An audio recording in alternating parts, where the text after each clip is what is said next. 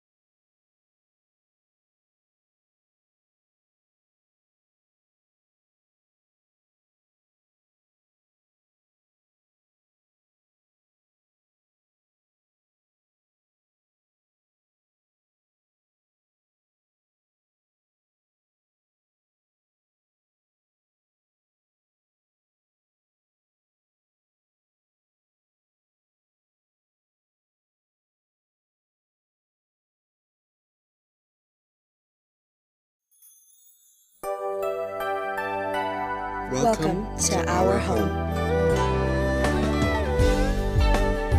The home of learning and achievement. The home of friendship. The home of creativity and innovation. The home of culture. The home of compassion.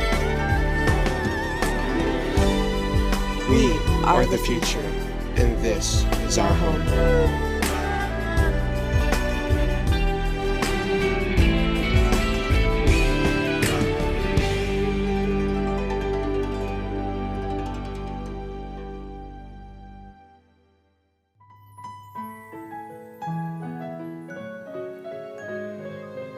There's a song that's inside of my soul. It's the one that I try to write over and over again. I'm awake in the air and cold.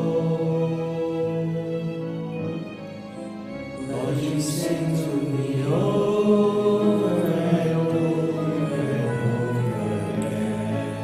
So I lay my head down and I lift my head and pray till you only use my prayer, till you only use my name. You're my only hope.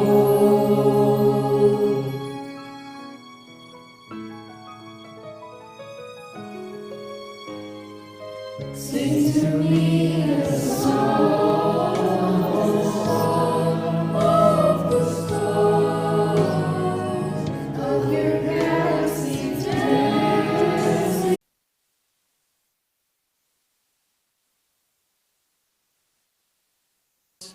that we rethink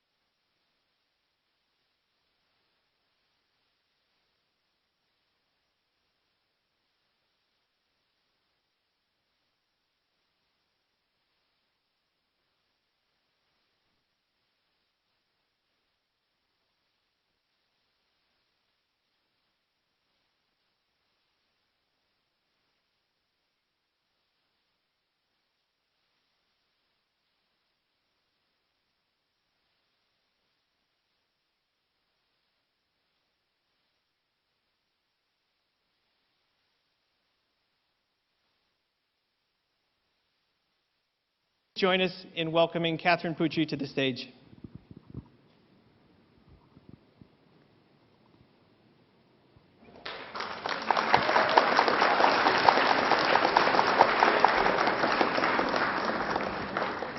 Good morning everyone, masih pagi nih, masih semangat ya. Oke, jadi sebelumnya aku mau bilang thank you udah undang aku di sini. It's such an honor. Thanks for having me. So sebelum kita mulai topik kita hari ini, from surviving to thriving, let me introduce myself. Indonesia is a well-known global PR agency, but I'm also working as a F&B entrepreneur. Jadi mungkin banyak orang yang tanya aku selama ini, kayak, Kat, kenapa sih udah kerja kantor masih buka bisnis sendiri gitu. Terus atau juga mungkin masih yang ngapain sih udah buka bisnis masih kerja kantor. Oke, jadi jawaban aku ke orang-orang selalu kayak gini. I'm in the productive age, I have plenty of times, why not making more money? Jadi itu selalu jawaban aku ke orang-orang gitu. Jadi semuanya tuh kenapa aku berawal bikin bisnis, awalnya tuh gara-gara aku tuh punya cita-cita, kan sering banget setiap hari nongkrong sama teman-teman. Terus udah gitu nongkrong sama teman-teman tuh pengen kayaknya punya tempat sendiri yang kita rasa tuh bisa kayak base camp kita gitu. Tapi pengennya juga nggak boros, jadi tetap mau nongkrong tapi nggak mau boros, jadi akhirnya pengen deh buka kafe sendiri gitu. Terus di planning awalnya itu di tahun 2019. Tahun 2019 aku buka bisnis pertamaku di Peak, itu sebelum pandemi. Terus udah gitu nggak lama setelah buka ternyata pandemi. Waduh, banyak banget nih perubahan yang harus kita adaptasiin gitu. Tapi ya intinya sih sebenarnya be flexible aja sih. Ini yang sebelum aku presentasi ini juga aku tuh bikin beberapa riset. Memang sebenarnya tuh bukan cuma bisnis F&B, tapi tuh hampir semua bisnis itu tuh menghadapi tantangan yang sama di masa pandemi ini. Semua tuh sulit, ekonomi lesu, karena ya menurut riset aku juga nih, kita bisa lihat di sini, banyak restoran yang hampir 50% bahkan restoran itu tuh udah pada tutup sekarang. Karena mereka nggak bisa survive the pandemic gitu. Kenapa? Karena banyak orang semua yang stay at home, mereka takut keluar. Terus udah gitu ada juga pembatasan social activity dari pemerintah juga seperti PSBB yang kita tahu. Jadi orang nggak bisa keluar makan, ada pembatasan juga social activity. Jadi mereka tuh banyak banget yang nggak survive gitu, karena nggak ada tamu, nggak ada yang bisa makan gitu. Itu challenge buat F&B bisnis di masa pandemi ini. Tapi ada juga opportunity-nya. Kenapa aku bilang ada opportunity-nya? Karena sekarang F&B bisnis ini udah mulai naik lagi. Seperti yang kita tahu, orang-orang tuh udah mulai vaksin. karena orang-orang udah mulai vaksin, mereka tuh udah mulai berani keluar lagi. Jadi sekarang kalau kita lihat memang di jalanan juga udah mulai rame, restoran-restoran juga udah mulai ada orang. Nah, selain itu nih, selain vaksin, sebenarnya kalau kita lihat ya dari awal-awal pandemi aja, itu tuh banyak banget orang yang jualan makanan dari rumah mereka. Jadi kayak ibu-ibu misalnya di rumah nggak ada kerjaan, mereka masak, mereka jualan online. Jadi ternyata tuh menurut fakta yang aku dapat juga, kalian bisa lihat sendiri ada di Bisnis Indonesia, di Tempo semua, mereka tuh tulis kalau memang bisnis online itu untuk kulineri online tuh semua naik banget selama masa pandemi. Surprisingly ya, ternyata tuh banyak orang yang kreatif, oke nggak ngapa-ngapain nih di rumah, yaudah deh jualan aja gitu. Jadi kita selain ada challenge, kita juga ada opportunity ya di pandemi ini gitu. Terus untuk restoran-restoran juga yang outdoor, kita bisa lihat ini one of my restaurant di Jakarta Selatan. Kita bisa lihat nih yang ini. Nah, ini tuh kita adaptasiin selama pandemi. Kita tahu kalau behavior orang-orang itu mindsetnya mereka nggak mau nongkrong kalau misalnya di dalam ruangan yang indoor. Mereka tuh lebih berani, mereka lebih pede kalau nongkrong di outdoor. Jadi tuh kita memang bikin space outdoor kita tuh di sini gede banget dan ini tuh works di masa pandemi. Banyak orang yang tetap datang, even ini sebelum ada vaksin gitu. Jadi kita lihat banyak opportunity yang sebenarnya tergantung kitanya ngelihat situasinya tuh gimana. Apakah itu sebuah tantangan ataukah itu sebuah kesempatan gitu. Jadi ini secret aku sih, kenapa orang tuh semua banyak yang nanya kan, nggak takut ya buka bisnis baru selama pandemi. So far aku udah buka 5 bisnis baru selama pandemi ini.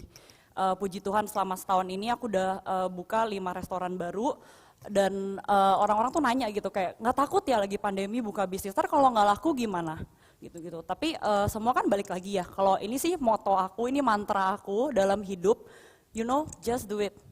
Karena apa? Karena nggak akan pernah ada the right time to start your own business. Jadi memang harus kayak ketika pertimbangan kamu, planning kamu udah matang semua, kamu langsung lakuin aja. Karena kalau mau nunggu kesempatan itu datang, nggak akan ada waktu yang namanya the right time tuh nggak akan ada. Itu tergantung dari keputusan kita. Jadi kalau aku sendiri bilang selalu just do it. Lakuin aja selama kamu yakin, selama perhitungan kamu udah matang. Jangan kebanyakan mikirin khawatir kayak nanti laku nggak ya, nanti apa. Kamu mikir kayak gitu, kamu harus langsung cari solusinya apa. Oke, khawatirnya di mana? Khawatir misalnya di budget. Khawatir di budget, kalian bisa loh cari partner, kalian bisa cari investor atau mungkin kalian bisa cari duit pinjaman dari bank. Jadi banyak cara, banyak solusi. Tinggal kaliannya tuh mau atau enggak lakuin. Jadi ini tuh simple words banget, cuman 3 kata. Tapi itu susah banget lakuinnya kalau kita tuh udah dihadapkan pada situasi kita harus mengambil sebuah keputusan. Apalagi itu yang berisiko tinggi seperti membuka bisnis. Nah, salah satu tipsnya lagi nih, kayak gimana sih how to survive your business in the pandemic. Kita harus be flexible dan kita adaptasi sama situasi yang sedang ada sekarang. Kita bikin inovasi-inovasi baru yang menyesuaikan dengan kondisi di pandemi ini. Contohnya apa? Ini yang aku lakuin untuk bisnis aku ya. Jadi pertama kita sekarang kan lagi ngetren ya home delivery atau enggak kayak orang-orang tuh bikin package yang bisa dimakan di rumah dengan nyaman. Karena kan sebenarnya kalau kita zaman dulu kan mindsetnya nggak mau bungkus makanan, kalau bungkus makanan kan dibawa ke rumah makan udah nggak enak. Pasti orang-orang prefer dine in. Tapi gimana caranya kita bikin inovasi baru, kita bikin menu-menu yang cocok untuk dimakan di rumah gitu. Jadi ini untuk naikin sales kita, karena kalau kita ngarepin orang datang dine in, pasti suffering banget deh, pasti bisnisnya susah deh. Jadi kita harus nemuin inovasi-inovasi baru. Salah satunya lagi apa? Kita bikin morning bites. Morning bites ini tuh apa? Kita bikin jadi setiap weekend di depan restoran itu outdoor, kita bikin tuh kayak booth gitu buat kita jualan dimsum. Kenapa kita bikin ini? Karena kita tahu nih sekarang tuh lagi ngetren banget orang sepedaan. Orang sepedaan di jalan, lihat makanan bisa mau makan, sedangkan mereka mungkin belum tentu mau masuk dalam restoran. Makanya kita come up with this idea. Yang ini juga turns out ini really works sih. Terus banyak outdoor setting, jadi kita memang perbesar ruangan outdoor kita, biar orang yang takut untuk makan indoor itu bisa tetap makan outdoor juga. Gitu. Jadi ini inovasi yang ide-ide yang kalian perlu temukan, sesuaikan dengan kondisi saat ini. Karena kalau kalian nunggu-nunggu nih, kayak misalnya karena pandemi, kan kita nggak tahu nih sekarang pandemi mau berapa lama, bisa aja 7 tahun, bisa 10 tahun, masa iya kalian mau nunggu selama itu untuk kalian buka bisnis kalian? Enggak, itu salah. Jadi kalian harus coba beradaptasi dan kalian pikirin solusinya yang bisa overcome the situation saat itu gitu loh. Jangan malah nunggu-nunggu, karena itu mau sampai kapan gitu. Nah ini nextnya, sama yang aku bilang, sekarang kan udah mulai rame nih, tadi kan aku udah sempat mention kan, kalau sekarang tuh orang udah mulai vaksin, mereka udah mulai berani keluar, dan ternyata trennya tuh berubah lagi. Trennya tuh mulai berubah lagi, orang-orang tuh mulai balik ke hidup new normal. Jadi udah banyak banget orang yang gak even care, kayak mereka makan tuh indoor atau outdoor, jadi kita harus adaptasi lagi. Kita bikin lagi lah program-program baru, ini padahal masih di restoran yang sama dengan yang tadi aku bilang membuka dimsum, morning bites gitu-gitu ya. Ini kita sekarang ada live music. Kita juga ada promo-promo minuman, karena ternyata orang semua udah balik ke habit awal mereka. Jadi di sini tuh aku mau bilang kalau membaca situasi itu tuh sangat amat penting. Kalian harus lihat situasi saat itu, kalian harus bergerak cepat. Jadi kalian tahu, oh ini udah ganti nih trennya sekarang udah begini, kita harus cari cara baru lagi. Jadi kita terus adaptasinya tuh harus secara cepat, kita harus aware sama apa sih yang lagi happening saat ini, apa sih trennya, apa sih hobi orang-orang. Kalau ini sih gampang lah, kita bisa lihat di sosmed, kita kan dari situ bisa riset sendiri kan, ini orang-orang tuh lagi pada suka ngapain sih, golf, lagi pada suka sepedaan atau ngapain gitu. Jadi kita bisa bikin promo-promo dan bisa bikin strategi yang disesuaikan dengan orang-orang saat ini gitu. Nah, sebenarnya aku di sini mau bilang sih, kalau misalnya bisnis itu pasti sulit. Bisnis itu pasti nggak mudah, jalannya pun banyak panjang gitu loh. Tapi selama kalian dari awal perhitungannya semua udah matang ya, kalian udah hitung-hitung hitung-hitung semua cost-nya berapa, terus kira-kira nanti kalau rugi segini harus gimana, ngeganggu cash flow kalian apa enggak, kalian semua udah pikirin matang-matang, itu sebenarnya tuh kalian cukup tinggal yakinin diri kalian dan jalanin bisnis itu. Dan yang satu hal lagi yang menurut aku penting banget adalah finding the right partner in your business. Karena zaman sekarang aku lihat banyak banget orang yang karena yaudah deh kita temenan nih, kita satu geng, yaudah kita partneran bisnis aja deh. Padahal gak kayak gitu. Jadi kalau kita partneran sama orang itu, kita tuh selalu mikirnya untung ruginya. Dalam artian adalah apa yang bisa kamu kasih, apa yang bisa kamu kontribusikan ke dalam bisnis kita. Contoh, partner itu manfaatnya bisa banyak ya. Satu, pasti kan membagi beban nih, karena kan masalah modal misalnya. Tapi jangan dilihat masalah modal doang, gimana caranya dia bisa bantu marketing. Misalnya kita bisa partner sama teman kita yang misalnya influencer atau misalnya memiliki banyak koneksi. Itu akan sangat membantu marketing kamu dan itu akan mengurangi marketing cost kamu. Karena ketika kamu memiliki teman yang memang dia bisa membantu membawa banyak tamu, kamu nggak perlu promo-promo, diskon-diskon itu sebenarnya bisa diminimalisir lah gitu. Jadi banyak banget sih cara-caranya. Tapi ini yang mau aku bilang nih penting banget, soalnya banyak orang tuh yang suka nyari partner cuman berdasarkan ini teman, ini keluarga gitu. Padahal sebenarnya kita harus lihat si partner ini bisa memberikan manfaat apa dan kontribusi apa ke bisnis kita gitu. Jadi finding the right partner tuh benar-benar penting gitu. Jadi semua harus memiliki perannya masing-masing gitu. Paling itu aja sih dari aku untuk saat ini. Aku encourage banget buat semua memulai bisnis kalian sendiri, karena memulai bisnis itu seru banget.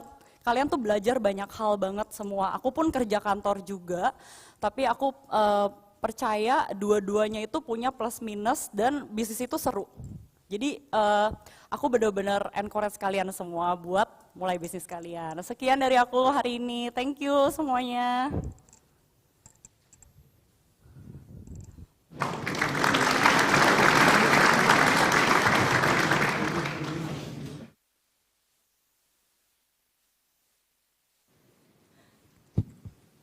Unike Mangambas, grade 11 student leader here at St. Elmo's World Academy with a long-standing interest in student government and service learning. Recently, she has turned her attention and focus to problems of education, and she seeks to help improve the impact and effectiveness of education systems here in Indonesia and abroad. She will share a novel approach that she and her team have developed and been implementing over the past year, working with a local school here in Indonesia, which can be scaled to have wide-ranging impacts. Please welcome Unike to the stage.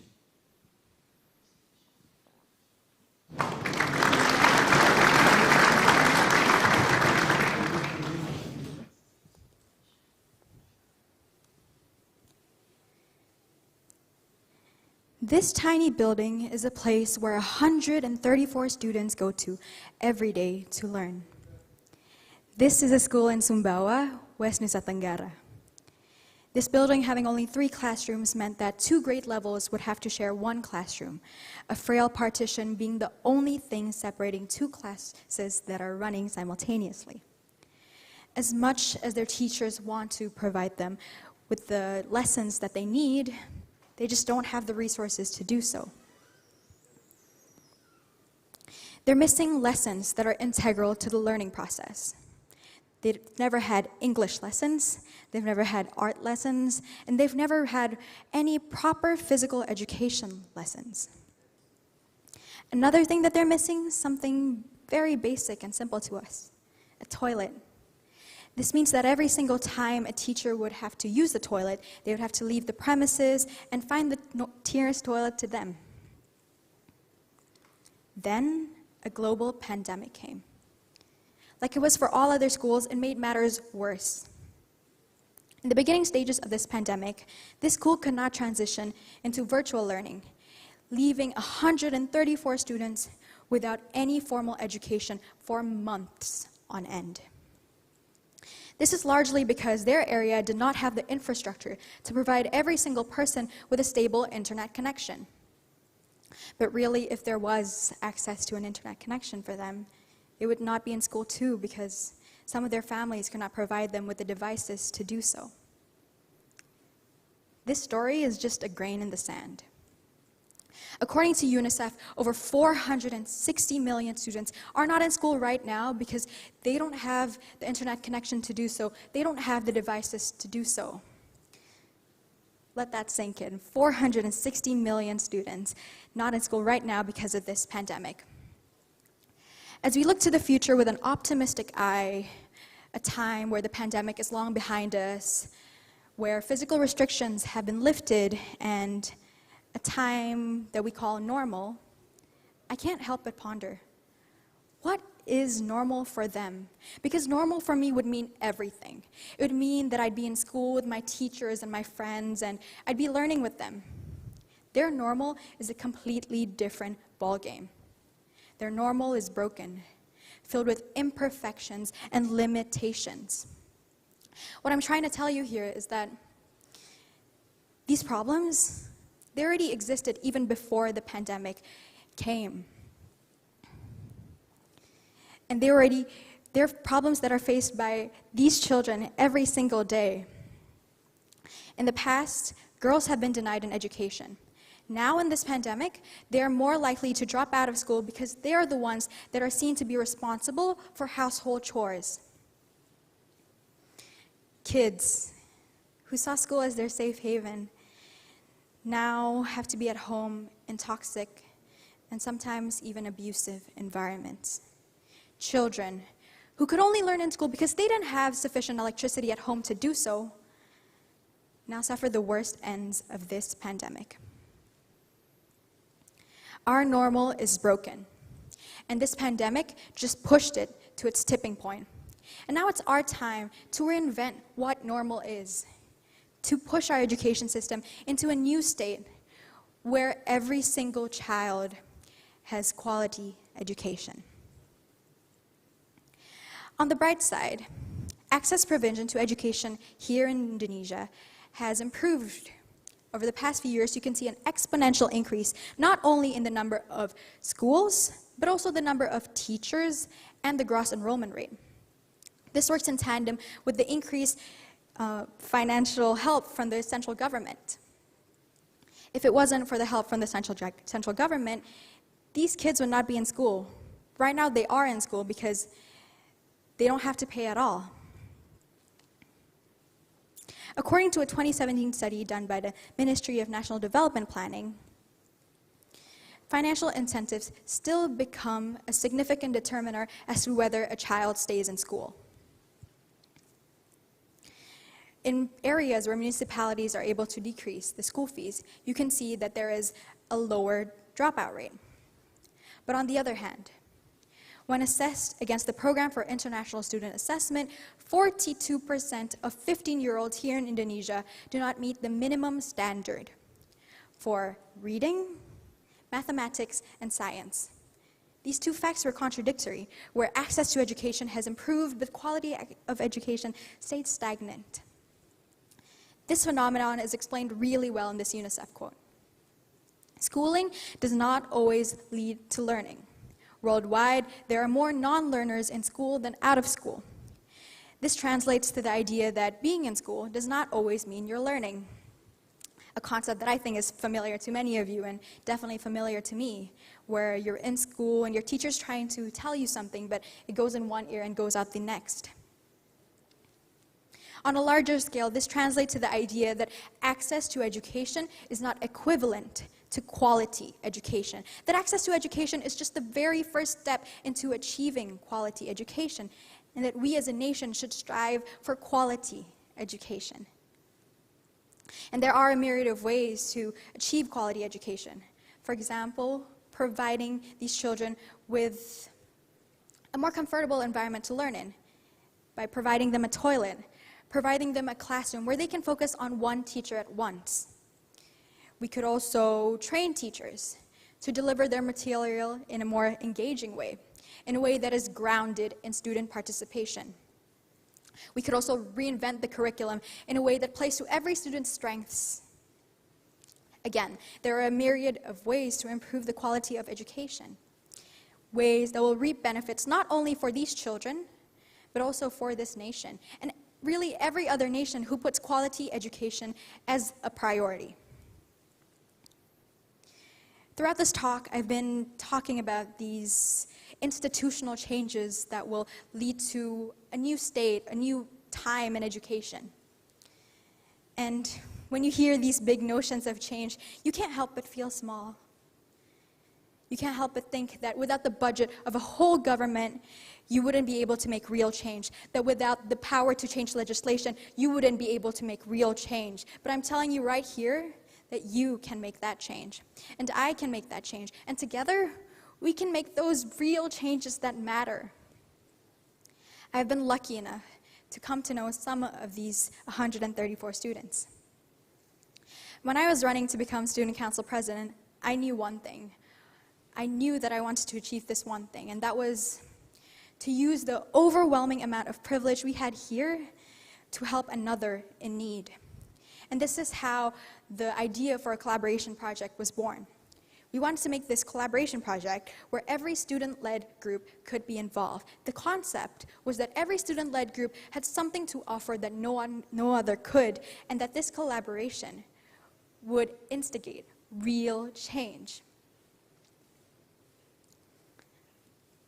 With this collaboration, we were able to provide them with tangible goods.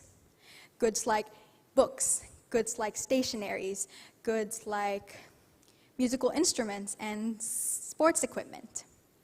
Now we are even in talks of building them a toilet.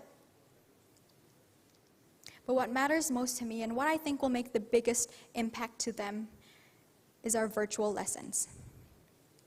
Every Saturday at 8 a.m. with partially sleepy eyes, we conduct these virtual lessons that they attend through the small screen of their teacher's phone.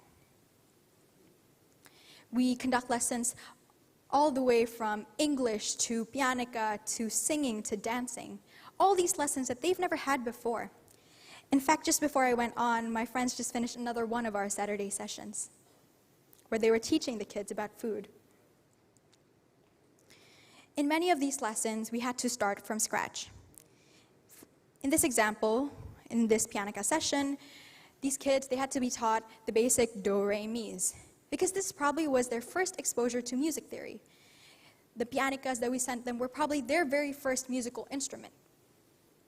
This was also the case for our English sessions, where we had to teach them how to pronounce the basic ABCs. Then could we move on to basic nouns? We're not perfect. We're really just a group of students trying to make real change. We don't have the teaching credentials to teach the curriculum in a perfect way. But what we can do, and I know we've done and will continue to do, is exposure. Expose them to the big world out there, to the big opportunities that they can embark upon. Push them to dream bigger than they ever thought they ever could. When we were planning and creating these teaching sessions, we had one thing in mind: our own elementary school experiences. We equally distribute the time between English lesson and arts-based lessons like pianica and dancing and singing, because we want to stress that those two things were equally important. This was important to me because I had an amazing arts education that shaped me to become the person I am today. We had this amazing drama teacher who showed us that we could express ourselves through the movement, and she really allowed us to move in any way we could, and that showed me that it was okay to express myself. I'd like to think that a part of her and her teaching is part of the reason why I'm here today talking to all of you. We also had this really amazing music teacher who showed us the importance of music in our everyday lives. I watched The Sound of Music for the very first time in his class, and it's still one of my favorite movies till today. But what I took from his lesson is that music can bring joy to people, and music can bring joy to every single person, like his classes brought joy to me. I hope that through our arts classes and our arts lessons, that we can also teach them and give them these valuable lessons that I learned from my teachers. When I was in elementary school, I loved playing games too. This is a picture of me in my Indonesian class here in this school, where we were playing the game Ular Naga, a traditional Indonesian game that I'm sure many of you are familiar with. I'm the girl at the very front there. You can really see the joy radiating off of my face because I was really happy. Now, come to think of it, these are the moments that I'll remember. The moments that I have remembered until today and probably will remember forever. This is why it was so important for us to also integrate as many games and as many sing-alongs as possible. In our English lessons, we've been teaching them about family members. And to do that, we taught them the song Baby Shark. It has now become their favorite song, and every single lesson, it's been made a routine for us to start every single lesson with Baby Shark. These games are so fun, and these sing-alongs are so fun that we forget that they have educational value. Just last week, when we were doing Jeopardy, what we did was we showed a picture of a body part, and what they had to do was say what that body part was in English. The picture at that time was a knee. And this girl, I knew that she didn't know the word knee, so she was confused, and you could see the confusion on her face. But what she did instead of giving up was that she sang head, shoulders, knees, and toes and did the gestures to it. When she touched her knees and her mouth mouthed the word knee, it clicked to her that the answer to the Jeopardy question was knee. And she got the point for that.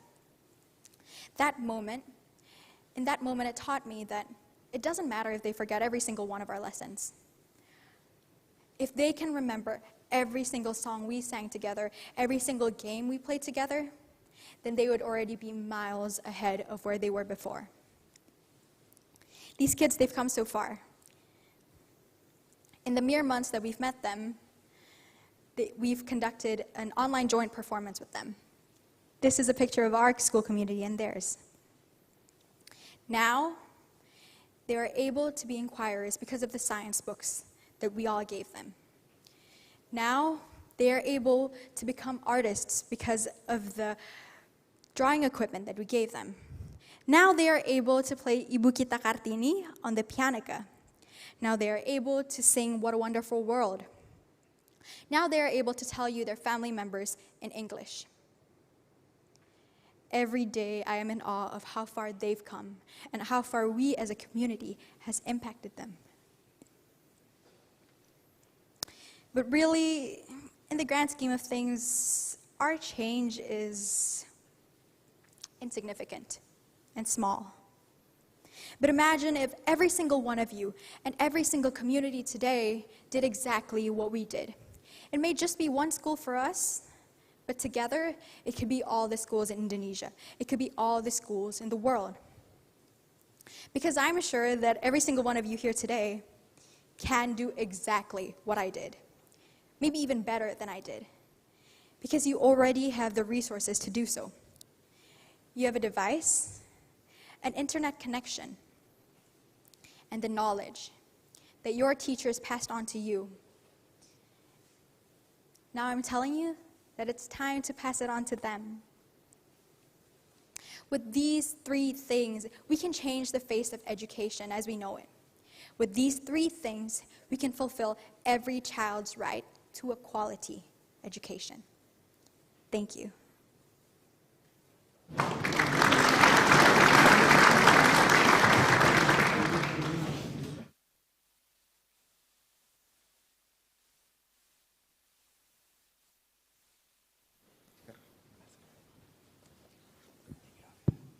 Rania Wanandi is a grade 11 Senior Almost World Academy student like no other.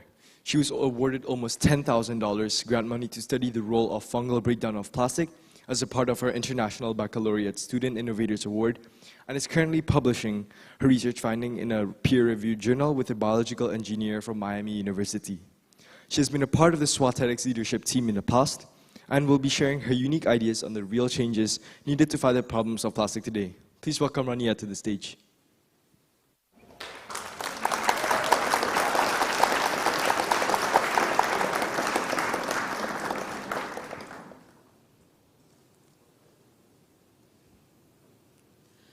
What was the last plastic product that you've seen today? For me, it's probably the chairs in front of me or the sign behind me that does add wonderful decoration to the stage. But it's interesting to me how prevalent plastic is in our lives. We see it in so many forms, as car parts, as insulators, in single-use form. But after we use that single-use plastic, whether it be plastic bag, masks, cigarettes, or gloves, where do they go? Do we actually think of these things as the trash that we have generated? There's a huge disconnect between us, humans, and the trash that we produce. For one, I know that if I throw away one of those bottles on the screen into the trash bin, I would no longer think about it after. This would be something that would evaporate from my mind, because I don't think of my plastic waste as my responsibility as soon as it hits the bottom of that bin. I don't think of it as my responsibility anymore, because I think I've done my duty throwing the trash away. But this is exactly why it's an issue. Do we think that the plastic issue will go away as others come up with solutions and scientific innovations develop? Now, don't get me wrong. I am in no way trying to downplay the role of science in environmental responsibility and remediation. We have found so many ways to integrate innovations into our everyday lives. We have cassava bags instead of plastic bags. We have edible cups instead of plastic cups, bacteria that can break down plastic. And I'm even trying now with a little project of mine where I'm trying to break down plastic using mushrooms. These are all important, and they all have a role in our fight for the environment against the problem that we've caused. But there's just one problem. It's not nearly enough. We Indonesians, we generated 64 million tons of plastic waste in 2018. This means that we produce 2,400 kilograms per person of trash, of plastic trash. Or that's equivalent to the weight of one whole pickup truck. Multiply that by 265 million to account for the whole population. And so we need to change how we view plastic. We can't continue viewing our single-use plastic waste as something that's so external to us, because it is our responsibility. our trash, our problem.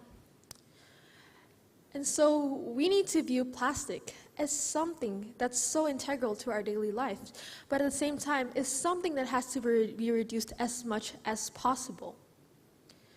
However, perhaps we can also view plastic as something that can become worth salvaging. Let me walk you through a small scenario. You're going to the supermarket to buy a snack. You're going there, you bought the snack, you're going to the cashier, and for a lot of people, this would mean taking out their reusable bag. However, for a lot more others, this would mean taking that virtually free of charge plastic bag that the supermarket supplies.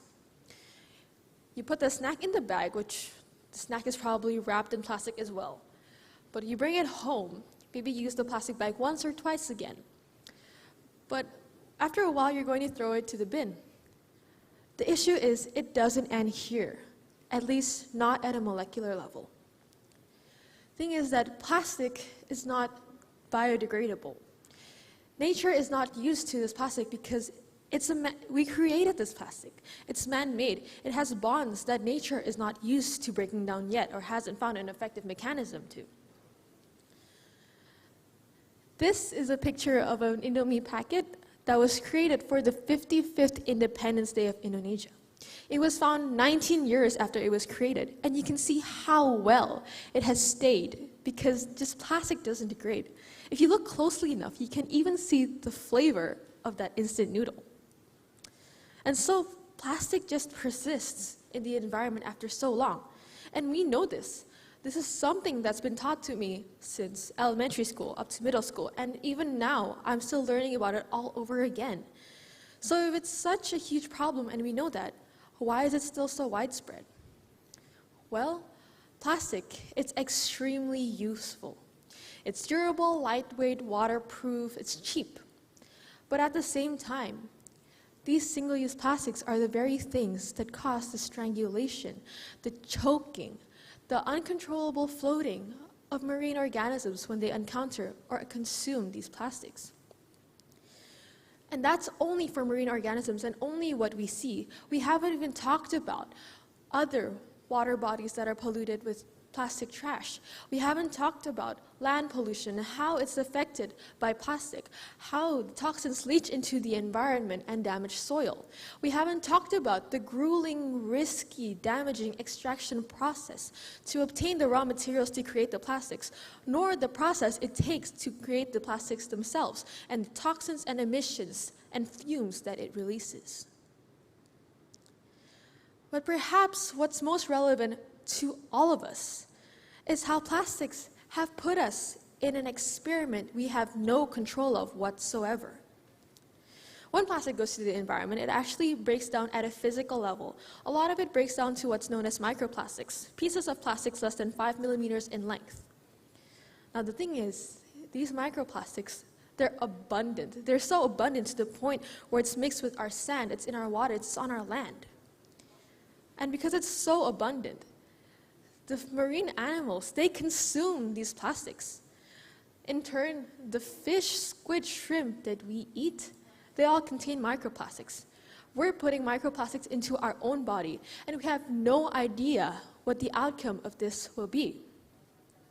Even if we don't really consume seafood, microplastics have been found in our table salt.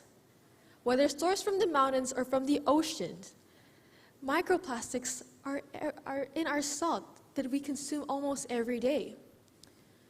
And that's why plastic is everyone's problem, because everybody is affected. You may think that your contributions to plastic waste isn't that much. I'm very guilty of thinking this, of thinking that since I haven't touched a plastic bag in a while, it's fine if I use it again. At a personal, individual level, that sounds like a very valid statement. However, think about half of your classroom using plastic bags. Then think about half your school. Then think about half of the city using plastic bags.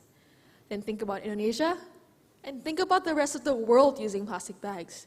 Because that no longer sounds like a valid statement, considering the scale at which we produce single-use plastics. And that's why we need to throw away culture.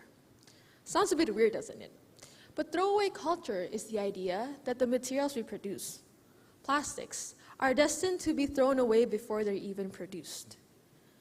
The name itself, single-use plastics, already implies that we're going to throw away, we're going to just dispose of these plastics before they're even produced or used. And this is damaging on so many levels because not only are we guaranteeing the polluting of the earth and the continuation of this landfill, but we're also undermining the value that actually many plastics have.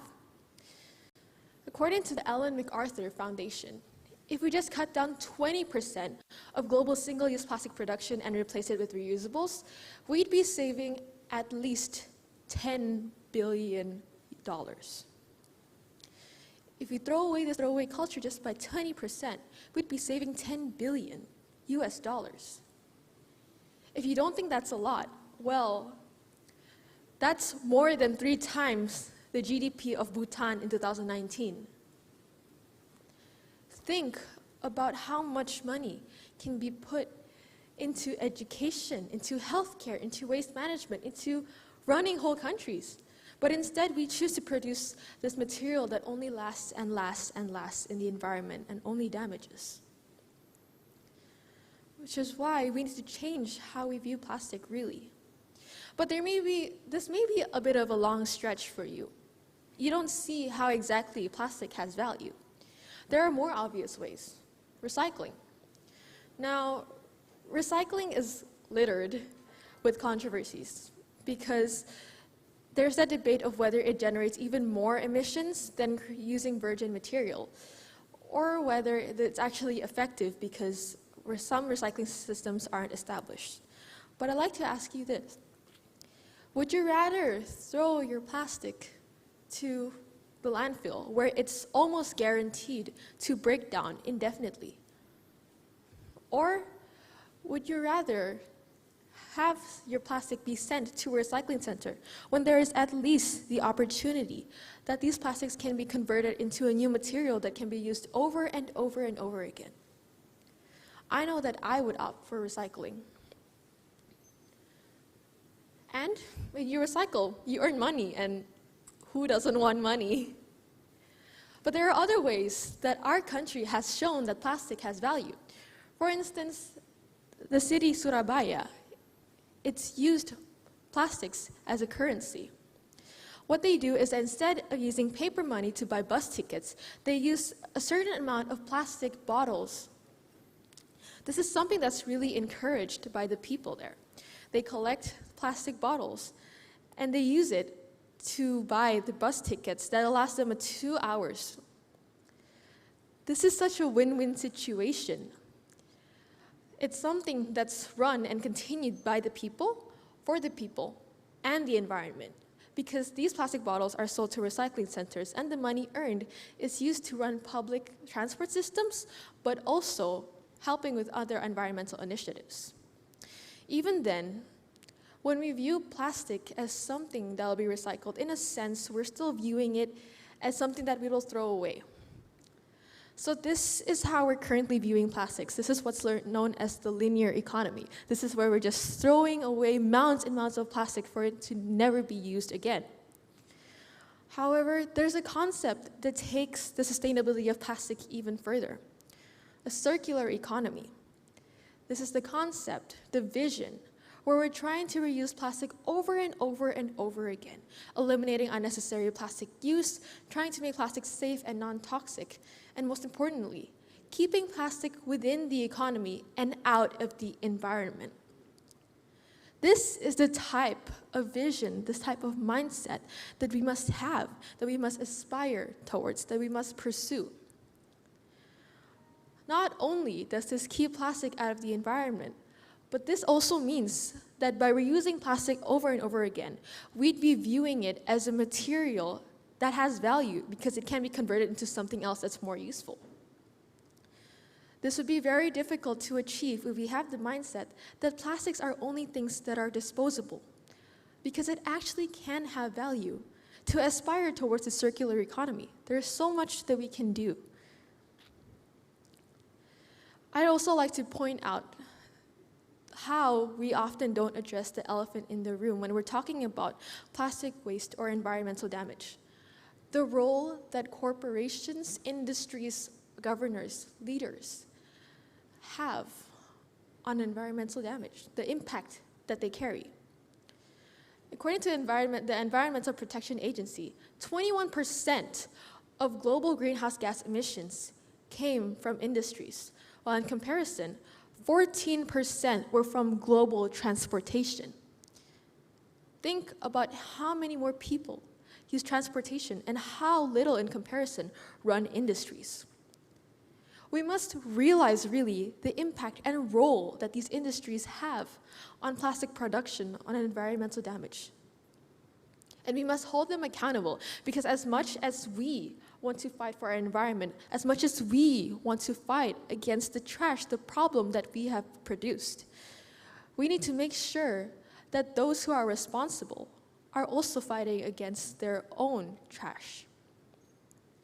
And we can do so by urging governments to create better regulations, to urge the creation of infrastructure such as recycling centers or composting sites for the betterment of the environment. We must tackle this problem holistically, and one of the methods are by urging the people in power to remember the power that they have on the environment. Although so, we're viewing plastic as a pollutant still, and that's not a completely wrong mindset. Plastic, at the current state of things, they are pollutants, and they are something that we must reduce as much as possible. But there's more than one way to actually curb this plastic waste. Sure, there are the innovations that I mentioned in the beginning, those fabric made out of algae, those mushrooms that are used to make foam instead of styrofoam. There's a bunch of it. But we must also remember that there was a time when we did not rely on plastics, because plastic production, it really only boomed in the 1950s. And so actually, single-use plastics, they replaced a lot of the tools that we already had, the tools that were natural, that were processed, but not too processed to the point where the environment could not break it down into useful materials anymore. Let me give you an example. In my country, Indonesia, we use the midribs of banana leaves. What happens is that we take it and it's dried, it turns into string, and we can weave it into sandals and bags. Banana leaves are also used for food packaging instead of plastic wrap. We have baskets out of bamboo to carry items instead of plastic bags. Now, we must make use of these solutions that have already existed for so long, because we know that they work. They carry out their own function, and it's been used for generations upon generations. And so innovations in combination with these things that we know work will make our tackling of this plastic issue that we have created much more effective. You might say that all of these things are pretty complicated, that these methods, these replacements are not as economical as plastic. And with that, I have to agree with you. But I want you to think about your routine. Think about your daily life. Think about it meticulously. How many times a day do you interact with single-use plastics? This might seem like a basic question, but it really took me by surprise when I did it. I was surprised when I found out that my soap had microplastics in addition to the plastic packaging that it already had. I was surprised, really, that I actually still used those Ziploc bags in order to carry my utensils every day. And once we start thinking about how present plastic is in our lives, we start thinking about our role in the usage and production of plastics. We start viewing plastic as our own problem, because you get to see how much you contribute to the waste. If you still think that perhaps it is impractical, still expensive, to replace these single-use plastics with natural methods, with environmental friendly materials, I want to ask you this question. What price are you willing to pay for the earth, for our future? Because the way that we're running things, it's no longer sustainable. The earth can no longer contain it. We have to afford only what the earth can afford. And so it's our responsibility to really view these plastics as a material that is of our own. It's our responsibility to afford only what the earth can afford too. Thank you.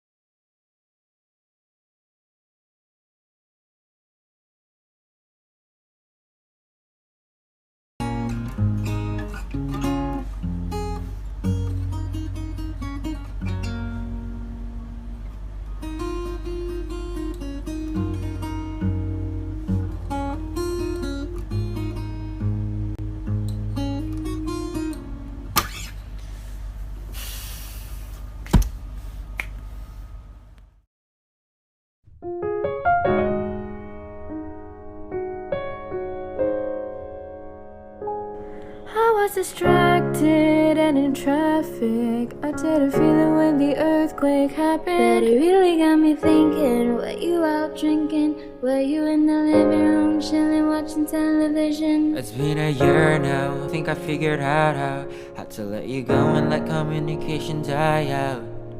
I know you were in town for forever, and it's fine. I know we weren't meant for each other, and it's fine. But if the world was ending, you'd come over, right? You'd come over when you stay the night. Would you love me for the hell of it? All our fears would be without living. If the world was ending, you'd come over, right? The sky'd be falling and I'll hold you tight, and there wouldn't be a reason why we would even have to say goodbye. If the world was ending, you'd come over, right? Right. If the world was ending, you'd come over, right? Right. I tried to imagine your reaction. It didn't scare me when the earthquake happened, but it really got me thinking. The night we went drinking, stumbled in the house and didn't make it past the kitchen. It's been a year now, think I figured out how to think about you without it ripping my heart out. I know we know you weren't down for forever and it's fine. I know, you know, we know we weren't meant for each other and it's fine. But if the world is ending, you'd come over, right? You'd come over and you'd stay the night. Would you love me for the hell of it? All our fears would be irrelevant. If the world was ending, you'd come over, right? The sky be falling while I hold you tight. No, there wouldn't be a reason why we would even have to say goodbye. If the world was ending, you'd come over, right? You'd come over, right? You'd come over, you'd come over, you'd come over, right?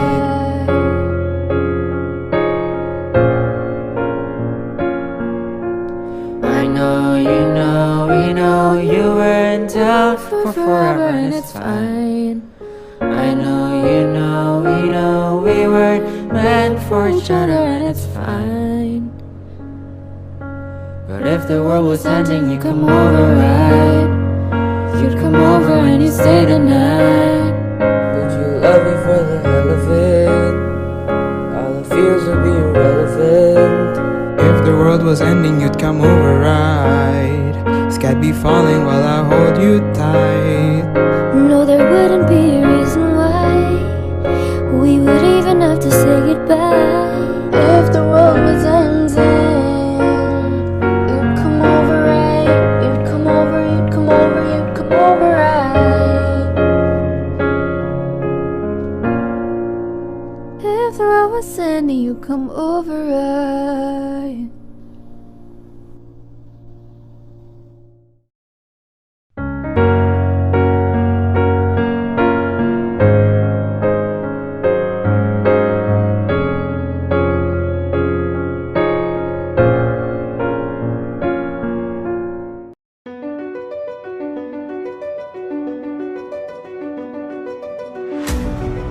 Welcome to our home.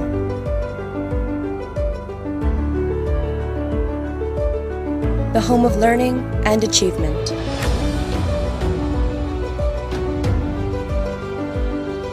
The home of friendship.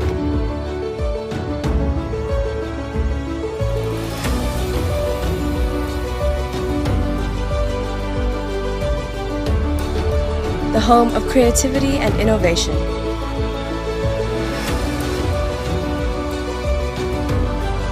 The home of compassion.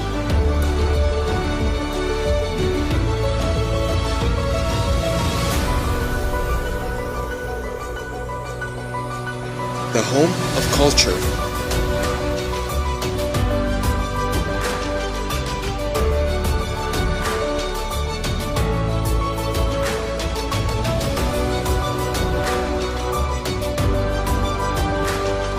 We are the future, and this is our home.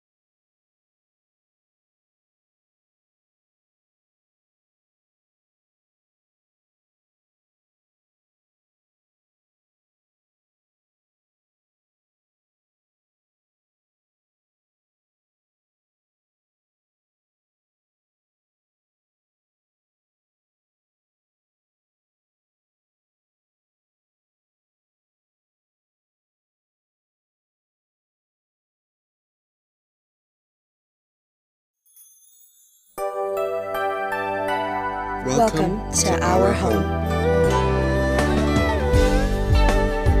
The home of learning and achievement. The home of friendship. The home of creativity and innovation. The home of culture. The home of compassion. We are the future, and this is our home.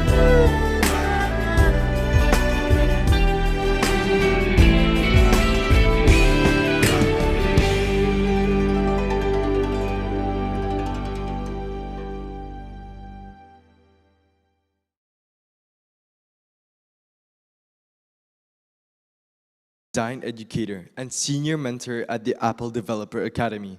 He's fluent and passionate about design and software engineering with more than 10 years of professional experience in each. His continued success in the fields of design and software engineering have led him to education, a newfound passion, and he is a celebrated mentor for the first ever International Baccalaureate Student Innovator Program, working with Ashoka International to support young changemakers in Indonesia and across the world. Please join us in welcoming George to the stage.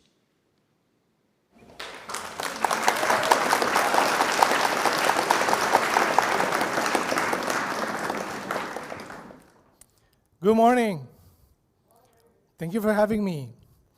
So, let's start with having a look at the evolution of the telephone. So the telephone first came about right around the 1870s. Back then, a telephone was only connected to one other telephone. And we waited about 50 years until we saw a leap in the technology. We got the rotary phone. We can now dial other telephones. And then we waited another 40 years till we got the touch-tone phone. Phones start having buttons. We can even program them. And then we waited 30 more years till we saw the adoption of the mobile wireless phone. It had a battery, didn't need a phone line. You can put it in your pocket if it's big enough. And then we waited another 20 years until we got the smartphone. We can now enjoy memes anywhere we like, or whatever it is you do with a thing. So, this begs the question. The smartphone came right about in the 2010s. So when do you think the next big leap will come? It's going to come pretty soon, isn't it? In fact, personally, I think we're overdue. If you look at a progression as a chart, you'll see that the gaps in between these leaps kept getting shorter and shorter. Went from 50 years, 40 years, 30 years, 20 years, 10 years. After that, probably it'll be the next month. I don't know. Imagine that. But despite that, the impact each leap has made to human life kept growing greater and greater.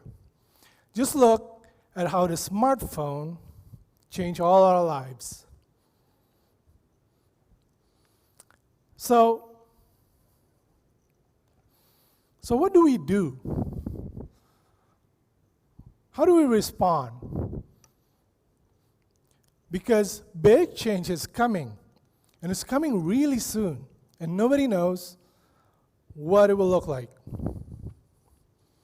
So in thinking about this problem, I think of my musician friends. So I play music. I play the electric guitar. And I believe that musicians are the people most well-equipped to handle big, sudden changes. Wouldn't you agree with me? They are the best improvisers. They live for moments like that. I want to share you a story. I love telling this story. So there was this one time I was asked to be a replacement guitarist for a band. We had 1 week before a show. Had time to do one rehearsal. Went great. Until 5 minutes before we went on stage, the band decided to change the set list. They added a song I've never played before. I panicked. What do I play? Where do I start? What are you going to play? Anxiety was building up.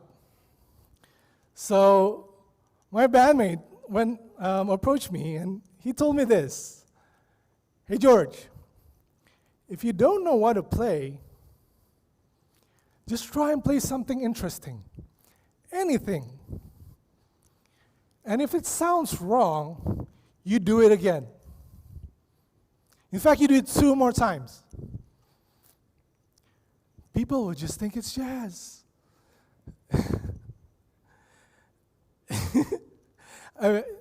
It was bad advice, obviously. I bombed the set, but it was a great experience.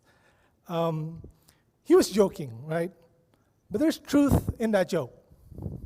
I learned something. So, when the song is about to change, and you don't know what the song is, what do? What do musicians do? They do what they do best. They adapt. They reach into their bag of experience, of skills. They try to pull out something interesting, and they try to synthesize in the moment. They use attention as a springboard to create great music. And another thing I learned about musicians, it's that the musicians who play the most interesting things are musicians who's had experience playing across diverse range of musical styles and even instruments. They simply have a lot more in their bag they can pull out. They can combine different beats with different melodies, different rhythms with different scales, different sounds, and create really compelling, interesting music. I love that. And I think we can learn from that. That is a really great approach in responding to big change. When we open ourselves to learn across diverse disciplines, we stand the best chance to make the best out of the uncertain future.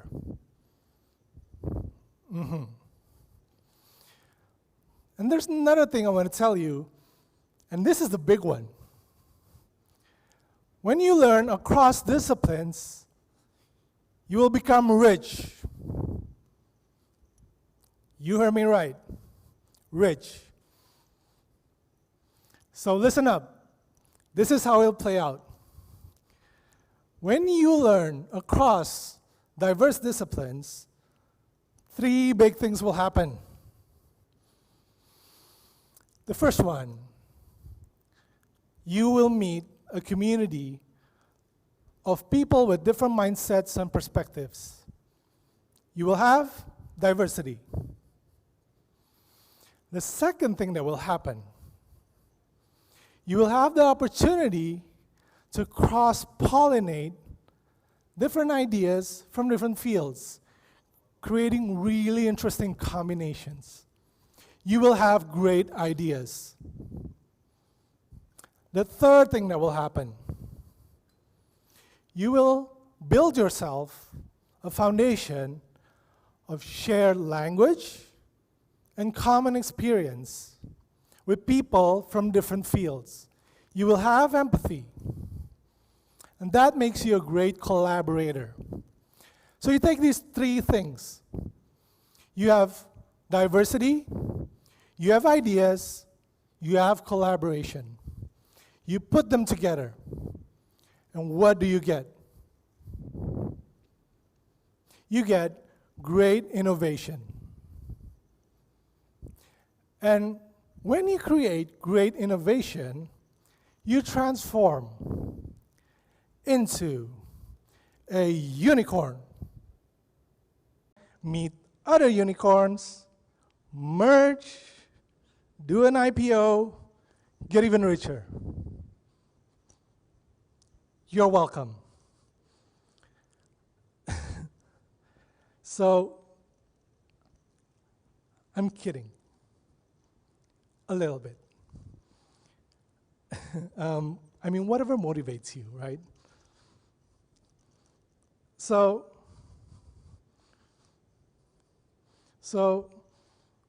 I want to tell you about two stories of my former students. This is Camellia. Camellia went to secretarial school, but she quickly wanted to broaden her horizon. She wanted to advance her career. So she took a leap of faith. She decided she's going to learn app development. But not just app development, she particularly learned the design part of it and the engineering part of it. She learned to design and code mobile apps. So today, Camellia is a successful iOS engineer at one of the big travel startups. Now, I bring up this story because it's so relevant. Recently, we all experienced major change, didn't we? The COVID pandemic happened, and it hit the travel industry particularly hard. Now, her company experienced layoffs, but they kept her, a junior engineer. They kept her precisely because of her diverse set of skills. It meant she worked very well with designers or coders, which is a rare skill. So, in learning these diverse skills, she directly increased her value. I want to tell you about Marilyn. Marilyn went to electrical engineering school, but she quickly found out that that industry isn't particularly welcoming towards women at the time. So she went another path. She worked in banking. She spent 10 years there and hit the same wall. So she felt that her gender was limiting the advance of her career. So she made the same leap of faith that Camellia did. She learned technology. Now, she has never touched code before learning, but she went ahead and learned it anyway. Along the way, she met a group of like-minded people and formed a team. They made this device you can install yourself at home to analyze your electrical usage. Really cool. Now, they are a fledgling startup. They have funding, they're all over the news, and people have been starting using their products. This is a picture I took of her when she was rehearsing for a presentation to our ministers. Really a proud moment. So, those two stories are stories of women who went ahead, learned something they're not familiar with, and succeeded. But I want to acknowledge something. Even today, that's not an easy feat. When you decide that maybe you want to learn something new, walls will come up in your mind. You may think, I don't have the time. I don't have the resources. It's too late for me. I'm not the right gender. You may even feel that you don't have the support of the people closest to you. Or simply the most common thought of all, what if I fail? I'm going to tell you that if you have an idea, if you see an opportunity, you have a vision for a better future, it's worth trying. And while you're trying, I want to tell you that it's not entirely on you to bring down those walls. Because I want to turn to your teachers, to your parents, your peers, policymakers, leaders. We have a job to do. They are going into a deep, dark tunnel. We need to join them, but not to walk beside them. We need to join them in that tunnel to turn on the lights. Make it a bright path. How do we do this? It can be as simple as saying, go, you got this. It can be giving them enough time and space to explore. It can be celebrating their failures. It can be doing all we can to lower the cost of time and resource it takes to learn. It can be rewriting the rules. Imagine that.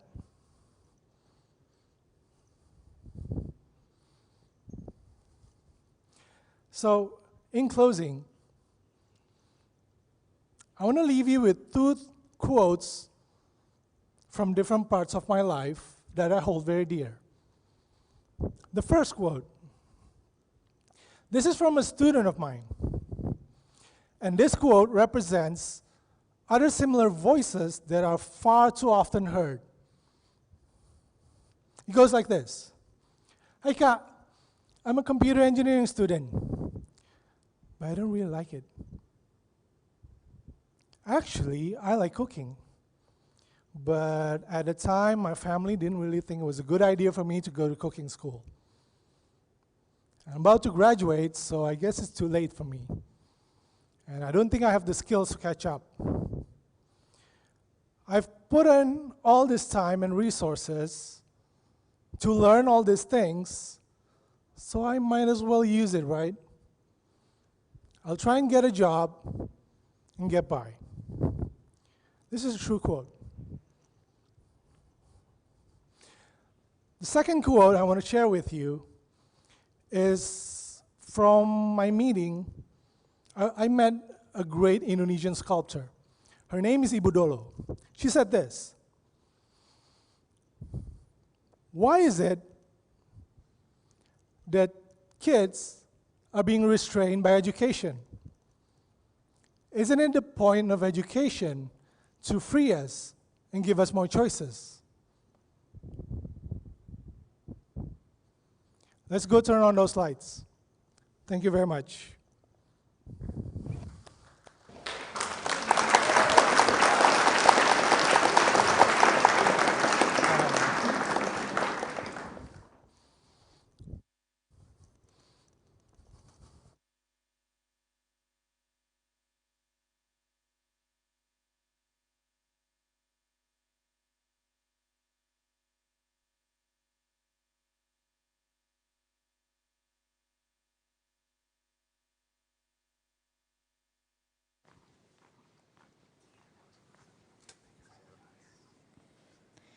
Jae Kim is a grade 8 student here at Sonormas World Academy, driven by her passion for music and the arts and their importance in personal development.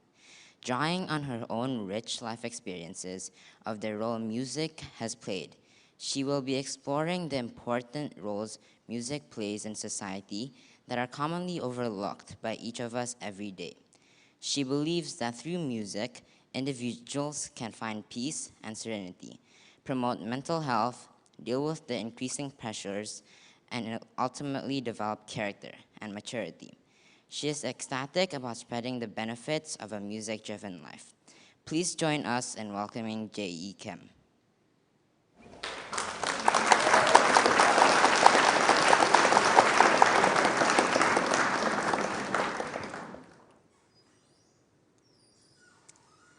Have you ever used music to overcome the corona blue? How often do you listen to music? Have you ever realized how unique every beat and melody is? Do you know how music therapy is used to catalyze plant growth? Or how it is used on premature babies to improve their tolerance for noise? Music has been coexisting with humanity even before the beginning of history. It has been developing throughout different eras. Prehistoric music, composed of simple sounds with the human voice and body. Ancient music with the presence of different pitches and instruments. Medieval music that symbolizes the aura of soldiers marching. Renaissance music that emphasizes innovation, revolution, and evolution. Baroque music with musical ornamentation. Classical music that produced countless virtuosos. Romantic music that maximized the chemistry between loved ones. And lastly, postmodern music, or 20th to 21st century music that embraces eclectic music genres. The major music genres produced and composed include classical music, EDM, also known as electronic music, jazz, pop, ballads, indie music, and percussion music. Each and every genre is derived from the values, instruments, and social flow of its era. Due to the interaction of variegated communities and individuals, music could evolve through different mediums and achieve its diversity. Music has always been a fundamental part of me and will continue to be my everlasting guardian. Whenever I do my tasks in a rush after procrastinating, shower, or cheer myself up, I like to change the mood and the atmosphere accordingly with the music that I choose. From my experiences of being strongly connected to music, I would like to share to everyone the power and possibilities music holds. A few years ago, I was no one more than an ordinary teenager who believed and longed to be extraordinary. Solely interested in making more friends and shuffling through my flooding homeworks, the only music I was interested in was old songs and rhymes that I used to hum since young.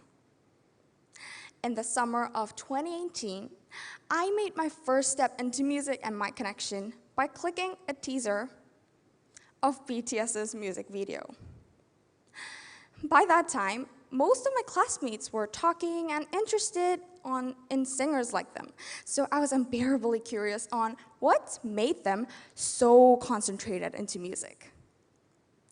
As soon as I heard the 5-second melody of their teaser, I felt a chill down my spine and through my whole body, as if trembling my way onto a dentist chair. It was as if an indefinable energy had rushed from my right ear out to the left.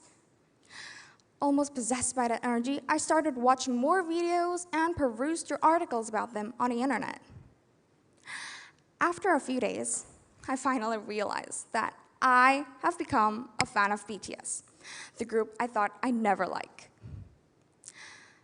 Since then, I have always become a fan of this band, listening to their whole tracks, memorizing every lyric, buying some of their albums, and even bawling my eyes over their concerts and interviews. Now, this kind of a fan culture is informally called stanning, which means to be strongly connected and attached to a certain group of people or an individual as a fan. Opposed to what many would think about as consequences, being a fan of BTS has brought me eye-catching changes that I thought I'd never experience at first. Firstly, I became much more flexible in conveying and controlling my emotions. Reading lyrics about a first love, I'd blush. reading lyrics about a breakup, I'd fill my eyes with tears. And reading lyrics about loving myself, which is also BTS's motto, I could feel my self-confidence and esteem boost up as I learned and adventured different situations and emotions. I could build up my character to freely express and convey the emotions that I feel. Second, I have become much more bearable and professional when dealing with stress. Every time I feel overloaded or annoyed, I listen to my own playlist of BTS songs to let go and digest the anger packed inside of me. This not only helped me develop a calm and charismatic character, but also acted as a music therapy for me to feel relieved and unconstrained. Lastly, being a fan of BTS and listening to their songs has empowered me with creativity and inquiry skills. As music is a huge part of literacy and art, I was often inspired by their song lyrics or theme, even moving on to basing one of my school essays on BTS. Even further, I was influenced by their good influences and actions, such as donating to orphans, to plan and carry out my own service actions, such as donating handmade mask necklaces and masks to the school. To conclude, my identity as a fan of BTS has not only helped me engage through music and let go of my anger and stress, but has also matured me to become a much more responsible and beneficial part of the society and communities that I am located in. Now, the ultimate question is, how did this actually work? For the last part of my talk, I'll be implementing my experiences to comprehend and highlight the impacts of music to our character and ego. Scientifically proven, music is known as the perfect workout for our brains. As we listen to music and the symphony reaches our whole brain and body, a neurotransmitter called dopamine is released. This neurotransmitter chemically increases our body's cognitive, behavioral, and emotional activities, sharply boosting up our memory and emotions. As regular doses of dopamine is released through our musical routines, we will experience countless physical and mental benefits, namely reduced pain and anxiety, improved mood and memory, and even sleep quality. This is also why music is used to treat patients suffering from insomnia, a symptom that makes it hard for a person to sleep. Do you all recognize this picture?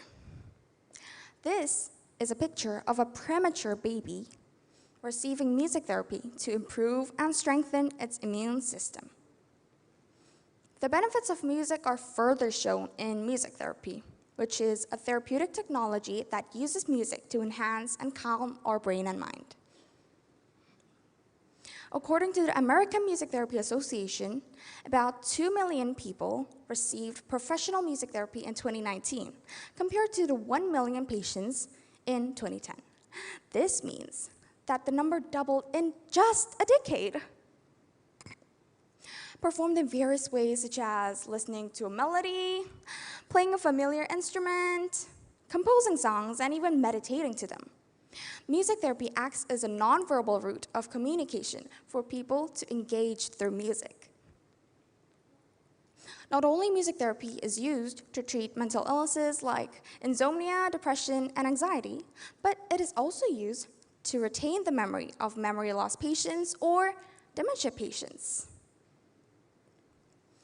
Now, another advantage of music therapy, other than its high accessibility, is that it can be used to gradually improve over time, acting as a natural treatment to patients. Firstly, it can be used to slowly improve the cognitive functioning in people. Then it can be used to professionally and sharply boost up their memory.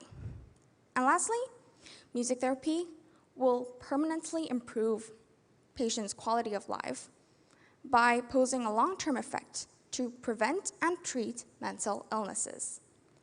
As music therapy is now globally spread and recognized, the 15th of November is designated as World Music Therapy Day.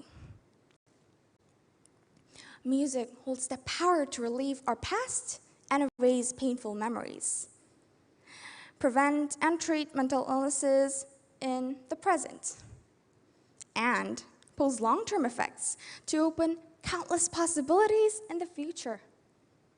Since it is still continuing to thrive and develop exponentially, music is the essential and fundamental factor for one to develop their self-identity and inner self. Thank you very much.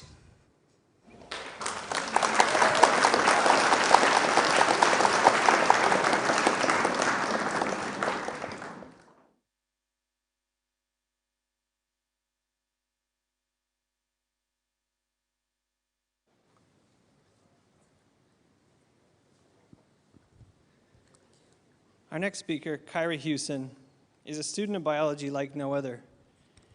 Driven by her natural curiosity and a desire to understand the world around her, she's a student here at grade 11 at St. Armas World Academy and a published author, having her manuscript on synthetic biology solutions to plastic degradation published last year while she was in grade 10.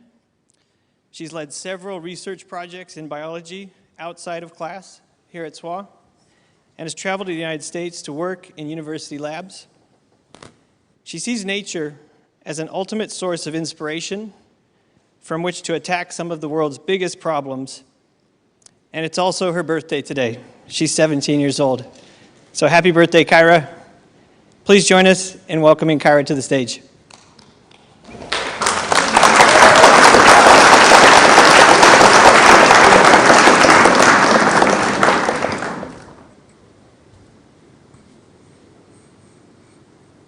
Hi everyone, I want you to take a look at this picture.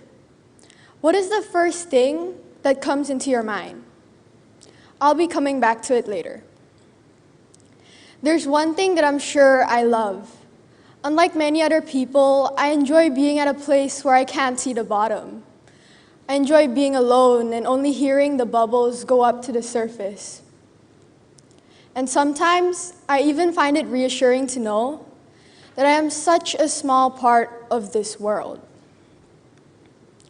Of course, I'm talking about the ocean. I'm very grateful to have experienced the ocean myself through scuba diving and underwater photography, which is something that I have just started. I've garnered a curiosity for the sea creatures that we have here in Indonesia. Today, I want to share that curiosity with you. I realized that I'm so fascinated with these creatures because of the way that they protect themselves. I'll also be sharing some photos, so thank you, Ka Andre, for providing them, and also Matt Tessoni. Let's get back to this picture. I still remember the very first time I had seen this. The dive guide, he pointed it out, and in my mind I was like, it's a piece of seaweed, why are you pointing this thing out? But then he whipped out his tiny little whiteboard. And that's a sign that whatever this was, it was rare. I was observing it very intently, and then he turned over the whiteboard. I read what it said. Robust ghost pipefish. This thing is a fish. And at that time, I couldn't believe it. Ever since that day, I would double check the pieces of seaweed I would see, trying to find out whether it's really a seaweed or if it's a fish. The robust ghost pipefish resembles a seaweed so strongly that it has very little predators. In fact, in this second photo, you can see how its head is pointed downwards. And instead of swimming against the current like other fish would, it simply sways along with it. The robust ghost pipefish has mimicry to protect itself. Here's another photo. It's quite obvious that it is a fish because, well, there's the eye, the yellow one with a black dot, and its fins. The next sea creature I want to share with you today is called the pygmy seahorse. Try to find it in this picture. As suggested by its name, it's extremely tiny. And even at its largest size, it's still smaller than a paperclip. But don't get it wrong, even though the pygmy seahorse is very, very small and difficult to find, it has a lot of predators: fish, rays, and crabs. Therefore, its camouflage is extremely important. A baby pygmy seahorse is actually brown, but after it gets dispersed by the current and it latches onto a sea fan, it will adopt the same color as that sea fan. So, like this pink pygmy seahorse, its parents might have been yellow, red, or even purple. And if you couldn't find it, it's right here. Another thing you would immediately notice on the seahorse is the notches it has all over its body, and those are known as tubercles. Those notches matches the sea fan. I decided to include this photo because, well, look at the sheer size of a human eye comparing to that pygmy seahorse.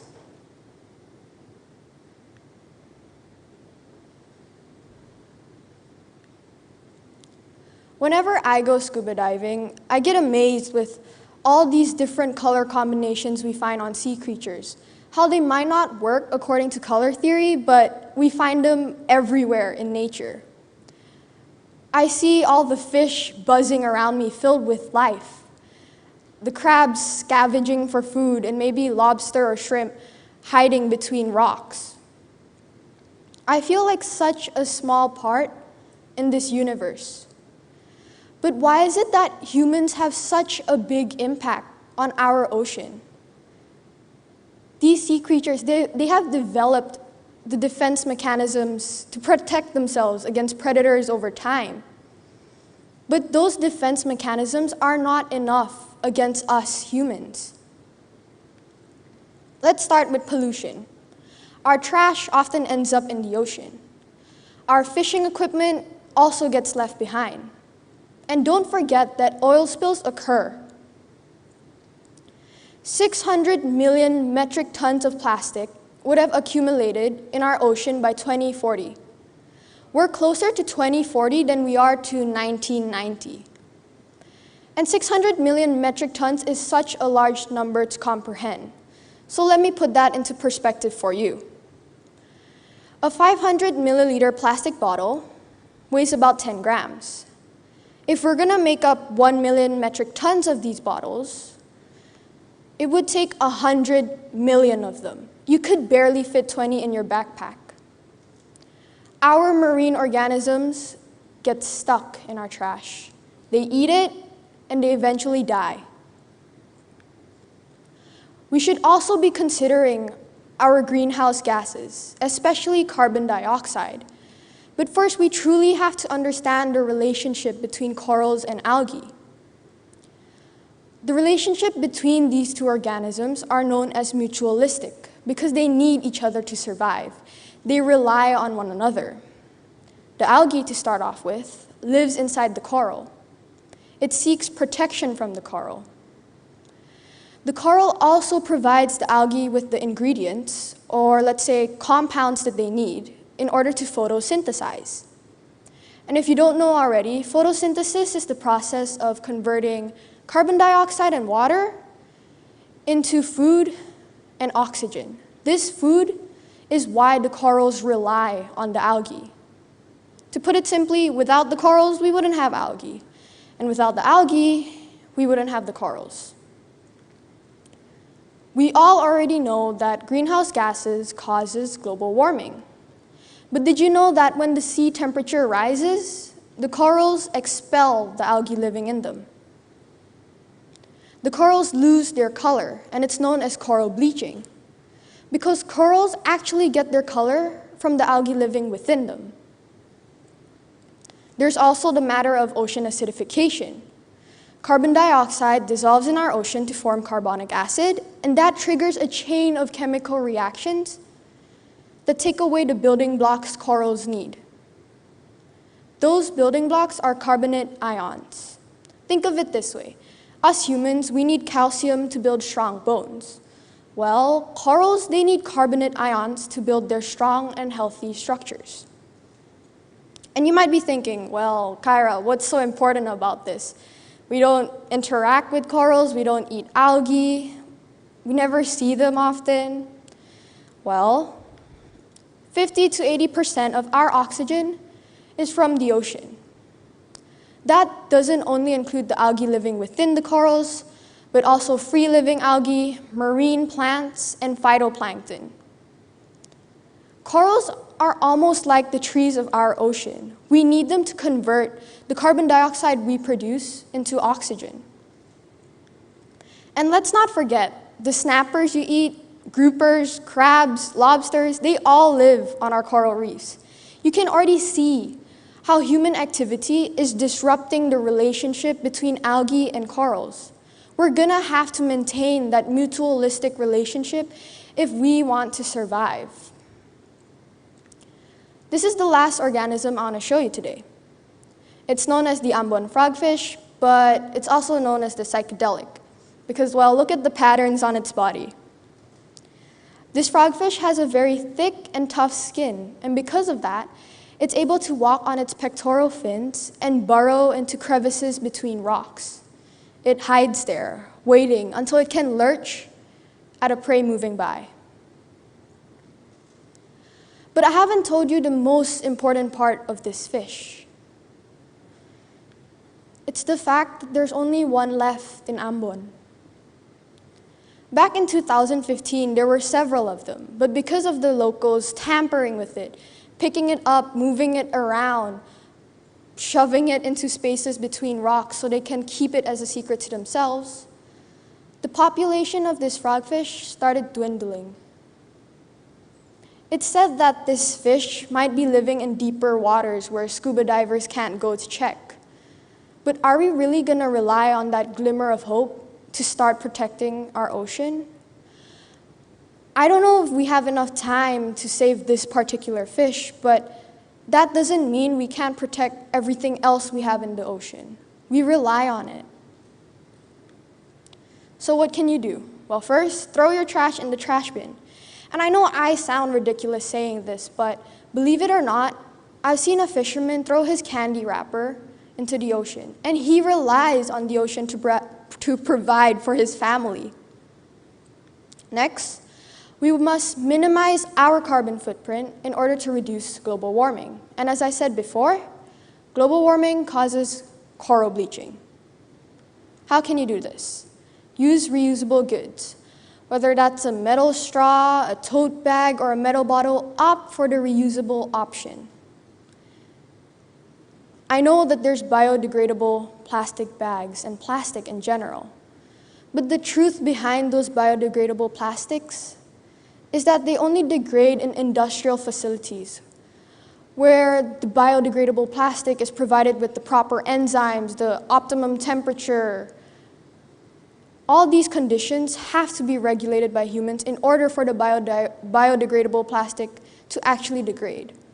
But when scientists decided to take a biodegradable plastic bag and submerge it by the side of the dock, 3 years later, that same plastic bag could still hold groceries. So instead of relying on these biodegradable plastics, where we need special facilities that not all countries have, we should use reusable goods instead. Next, recycle and compost. This is something my family does at home. We sort out our trash and our food waste, then we send it to a recycling or composting center. You don't have to compost by yourself at home. You just need to sort it out. And yet another option is to bike and walk. If it's safe enough in your country already, if COVID-19 has subsided, then you can carpool and use public transportation. Besides reducing our carbon footprint, you need to source your fish from local markets. Local fishermen tend to fish at much a smaller scale. And because of that, it's less harmful to our environment. And I don't want to sound like a hypocrite. I still eat salmon, I still eat imported fish. But the idea is eating more local fish than imported fish.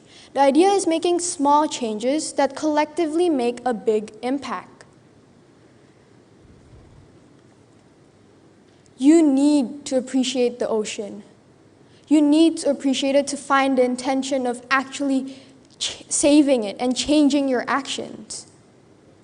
So the next time you're at a beach or you're eating seafood, take the time to reflect and think about what the ocean has provided you with. And more importantly, what you won't have if you don't start changing your actions now. To all the Indonesians out there, these photos of the sea creatures, they were all taken in Indonesia. So before you go about and try to find a beach internationally, remember that you can travel domestically. We literally live in the Coral Triangle if you want to snorkel and experience that.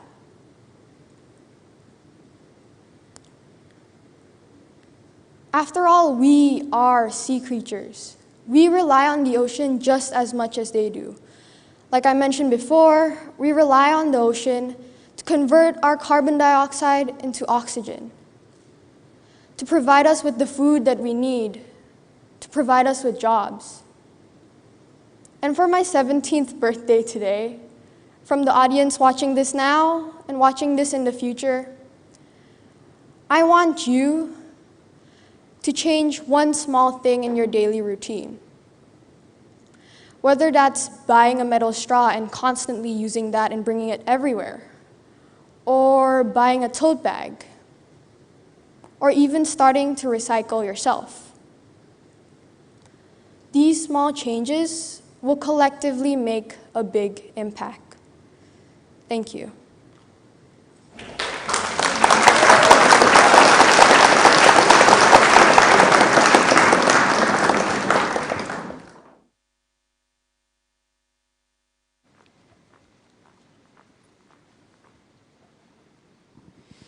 Crystalia Evelyn Yao is a grade 9 student here at St. Norma's Academy with a range of passions.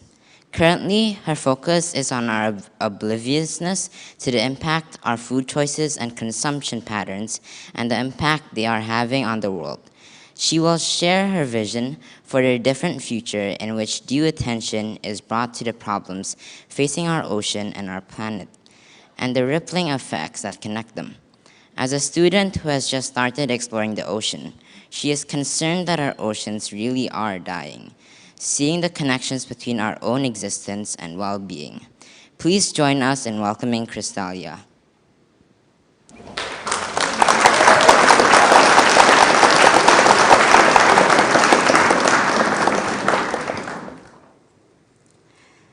Imagine a world without the architects that saves our lives, that builds our cities. Imagine a world devoid of trees and forests and all the things we need to live. That dystopian world that you just imagined is equivalent to a world without marine life. So how many of you here have heard of the movie The Guardians of the Galaxy? Yes, that one movie that has that iconic scene of Star-Lord going da da da da da da da. Anyways, I'm sure most of you have heard of it. Well, in life, I often wonder these questions. Who matters? What matters? And what does it take for us to matter? And these kind of questions eventually lead to two overarching questions. Who are the guardians of the planet Earth? And how can I be a part of it? Does it include tall trees that can speak one sentence?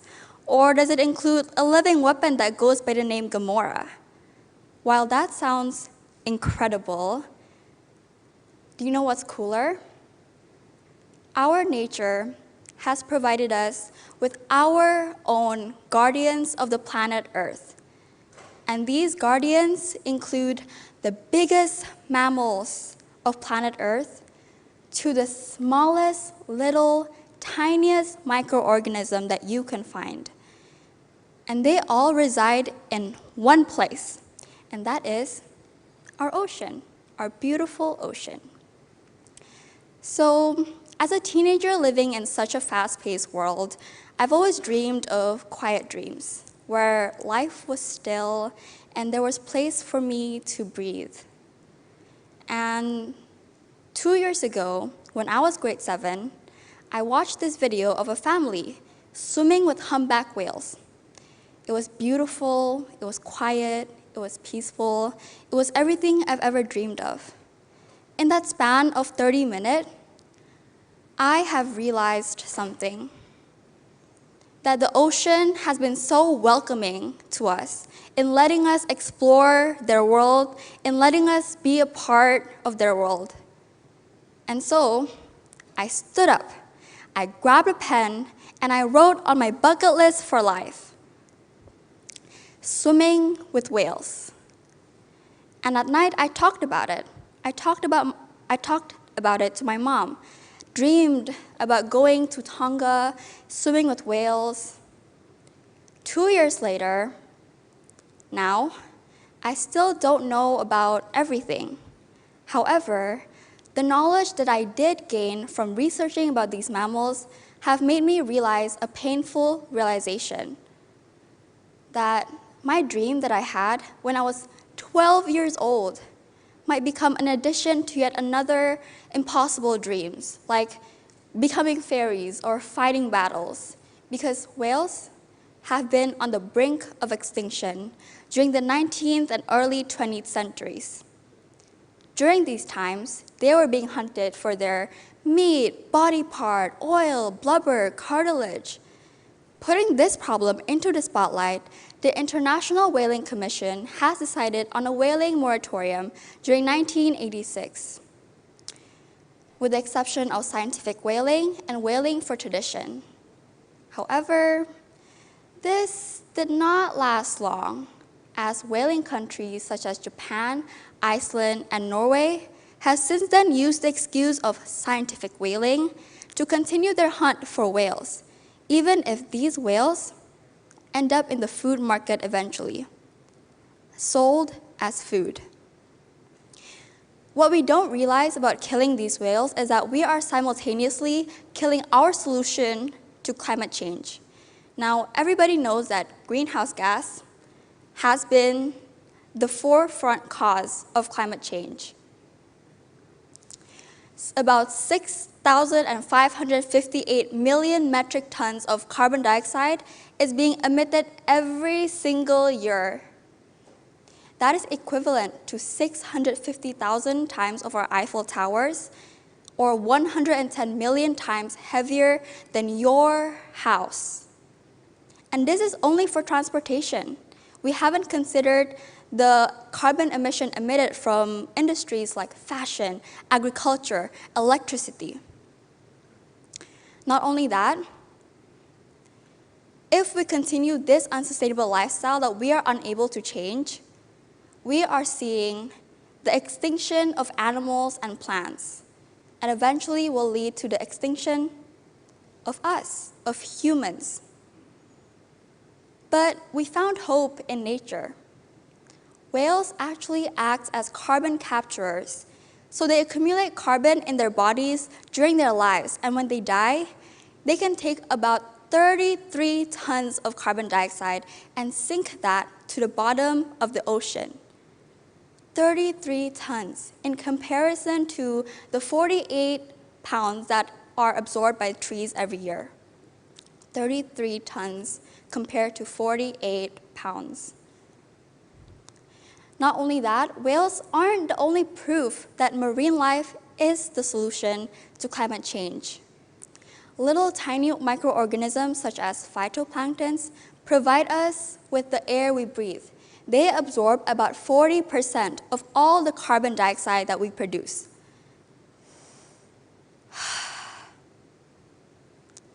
We are breathing the air of the ocean. Phytoplanktons also produce more than 50% of the oxygen surrounding us. Every day, every second, we rely on these phytoplanktons, on these organisms.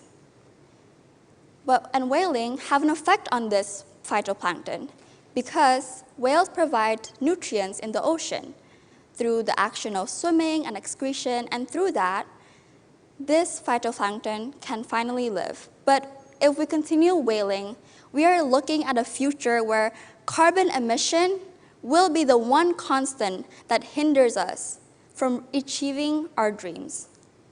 Thus, why don't we avoid that change? Why don't we avoid that regret by making a change now? We also live in a very demanding world where one type of seafood isn't enough to fill our plate, to fill our hunger. And therefore, as you can see from the graph, seafood production have been increasing, and commercial fishing has thrived off of it. There are a plethora of different ways we do commercial fishing. For example, one of them, the most dangerous one, is bottom trawling, where they drag nets across the ocean to scrape up fish and every single thing that it encounters. These nets are as big as a football field. The United Nations has estimated that 95% of our ocean's damage is a direct result of bottom trawling. The other method is longline fishing, where they drag a boat which drags a long fishing line with several hooks on them. And this results in bycatch, animals killed without intention. As many as hundreds and thousands of whales, seals, sharks, seabirds, sea turtles are killed every year because of this bycatch. An excessive fishing also means an excessive amount of fishing gears. Now, I personally have never seen fishing gears in our landfills. So I wonder, where does that go? Where does our fishing gears go? Little did we know, it is closer than we think. Our fishing gears ends up in our stomach, marine life stomach, and our ocean. In 2018 alone, 300 sea turtles have fallen victim to our fishing gear, to our doing. Now, what we need to realize, the mindset that we need to have, is our ocean is directly impacting our health. You see, a polluted ocean leads to polluted fish, and a polluted fish leads to polluted food, which is what we consume. Our body is one with the ocean. By depriving our ocean the time it needs to heal, we are actively depriving ourselves from the healthy lifestyle we desire. However, fishing isn't our enemy. In fact, it contributes to a major part of our economy. It is the way that we do it that needs to change. A few months back, I had my mom knock on my door, and it went a little bit like this. Knock, knock, and she asked me one single question. She asked me, do you want to go diving? Do you want to get a diving license? And you know, me as an average 14-year-old who is terrified of the dark, deep ocean, looked at her and was like, yes, sure, let's do it, let's try. So fear was there, but it was accompanied by a sense of thrill and curiosity. I watched videos on people exploring this other world, of looking at alien-looking species. And from videos, I went to watching documentaries, watching everything about the ocean that Netflix can offer. And I noticed something. This documentary are flashes of warning, telling us that despite our ocean looks like this on the surface, it is dying. These documentaries are a cry for help, a shriek, and we are still ignoring it. Now, diving centers, media, and traveling articles promises us of a clear, beautiful, abundant ocean. And while these promises may be true for now, while some part of the ocean may still look like this, we will have an empty ocean by 2048, estimated by the scientists. Now I'm standing here, talking to you all about this in the year 2021. We don't have much time, but we do have time. We can change it. Our ocean looks like this right now, and we can change it. There is hope for us, for our future generation to be able to see what we see, which is this, a beautiful ocean. Now, I've talked about how we live in such a fast-paced world and how that may come as a disadvantage. But there is one advantage for it, is that there are blooming change makers which are thinking of innovations every single year in order to make the world a better place for us all. And our society have grown so much because of them. But the only solution that is currently applied is the idea of aquaculture, or sustainable fishing. Unlike what the name suggests, we are still far from being sustainable. Sustainable fishing is defined to be a process of fish farming where fish are grown in a packed space. During this pandemic, I've realized how easy it is for us to spread infections. Now imagine us all in a crowded room. One person is sick. It is more than likely that more than one person will come out sick, and these people will be unproductive as they need rest and medicine. The same idea applies to this farm fishing.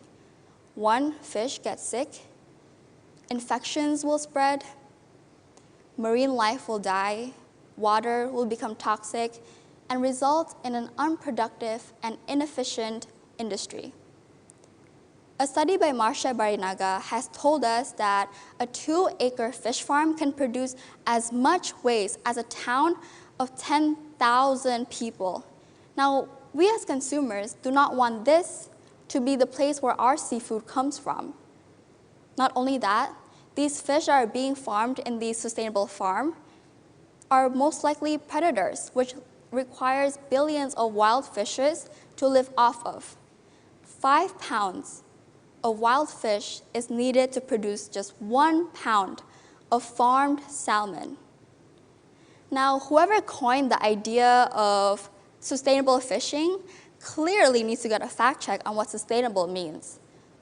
So what now? What can we do? Are we hopeless? Is there nothing that we can do as individuals? Well, to that question, I say no. There is something we can do. There is hope for us. In fact, I can provide you 4 different things that you can do right after my talk. 1, consume less seafood. Now, I'm not telling you that we need to eradicate it because seafood is delicious, but by consuming less of it means a huge impact. For example, have a meat-free Monday. Think of the law of demand and supply. With less demand, less supply will be needed. 2nd, consume local fish from local fishermen. Here in the beautiful island of Indonesia, we have plenty of mackerels and catfishes, which are fished in a smaller and sustainable way. 3rd, consume seasonal fishes, such as lobster from September through December. Stick with what you can find locally. 4th, spread the word. You see, I've always heard about climate change and plastic pollution, and while these are incredibly urgent problems too, not many knows about the history and blood that goes behind our seafood that we eat. So, I want you to go out and talk to one person. This one person is all we need to make a change, to create a movement, to save our planet and our ocean, to save ourselves from the extinction of humans. To conclude, I would like to give you some qualifications that you can do so that you can become a part of the guardians of planet Earth. You Yes, you. You can be a part of the guardians of planet Earth in just a few steps. 1. Be kind to marine life. Consume less seafood. Consume local fish from local fishermen. Consume seasonal fish and use your power to spread the word. Let us work on keeping that promise of a beautiful ocean. Because as Sylvia Earle, a marine biologist, once said, with every drop of water you drink, every breath you take, you are connected to the sea. Thank you.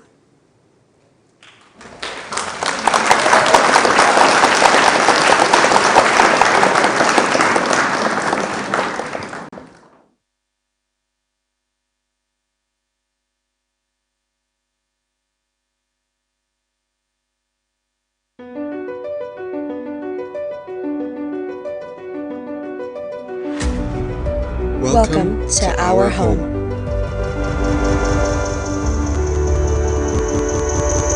The home of learning and achievement.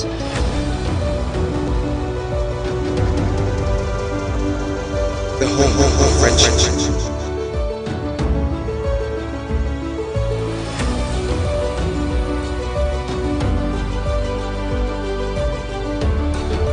The home of creativity and innovation.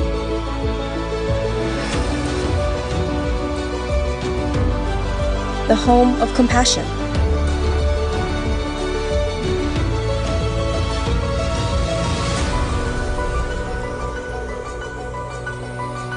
The home of culture.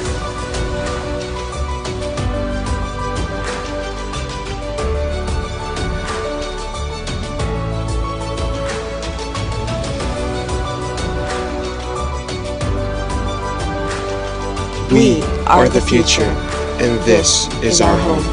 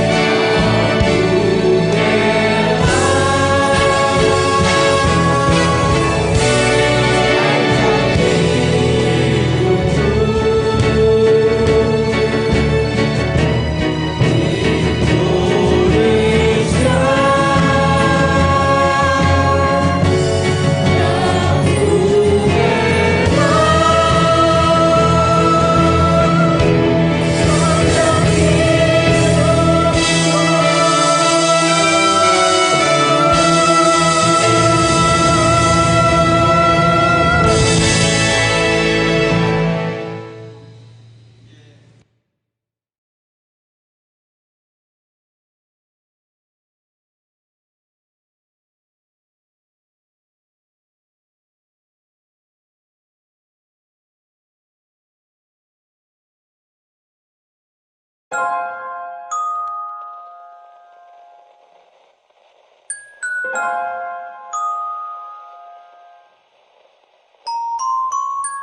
will stay the truth, even when the lies comes, you remain the truth. Even when my thoughts don't line up, yeah, I will stand tall. On each promise you made, let the rest fade away. There's a peace far beyond all understanding, made ever set my heart at ease. Their anxiety comes, I remember that peace is a promise you keep. Peace promise that you keep. You will stay the truth, even in chaos, you remain the truth. Even when my mind may say balk, yeah, I will be still. For you've known all along, my Jehovah Shalom. There's a peace far beyond all understanding, made ever set my heart at ease. What anxiety fails to remember is peace is a promise you keep. Peace promise that you keep. You're a peace to a restless soul. Peace when my thoughts rage war. Peace to the anxious heart. That's who you are, yeah. That's who you are, yeah. You will stay the truth, even when the lies comes, you remain the truth. Even when my thoughts don't line up, yeah, I will stand tall. On each promise you made, let the rest fade away. There's a peace far beyond all understanding, made ever set my heart at ease. Their anxiety comes, I remember that peace is a promise you keep. Peace promise that you keep. Let me tell you how it is. Peace stay on the mix. Solidarity on the blitz. This is where fighting stops its hits. 1, 2, 3 to the door. Push up, high up, but I'm in the ground floor. I never understand people's thoughts anymore, but peace they occurred with anonymous vote. You will say the truth, even when the lies comes, you remain the truth. Even when my thoughts don't line up, yeah, I will stand tall. On each promise you made, let the rest fade away. There's a peace far beyond all understanding, made ever set my heart at ease. Their anxiety comes, I remember that peace is a promise you keep. Peace promise that you keep.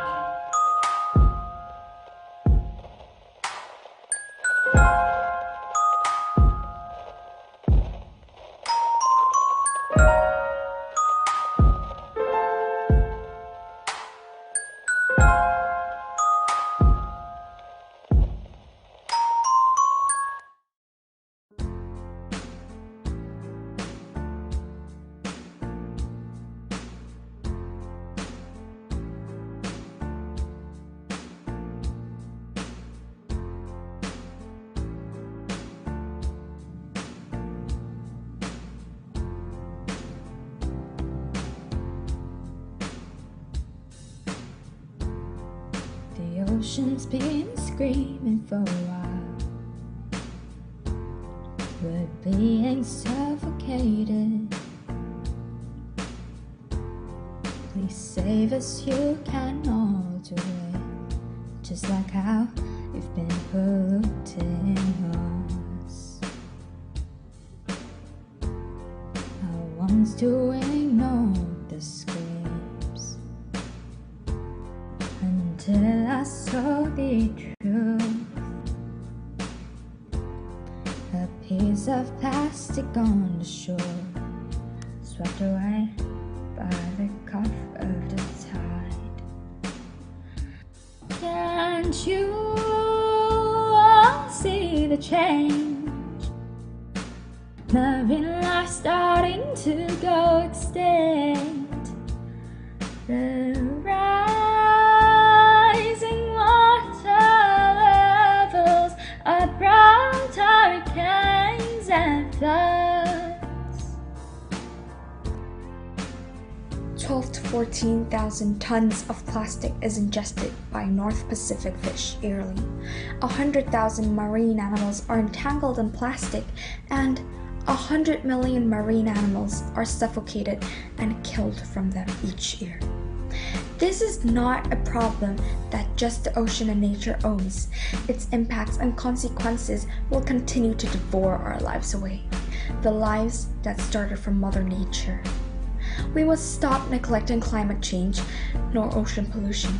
The first target was fish and the ocean, but the next is us.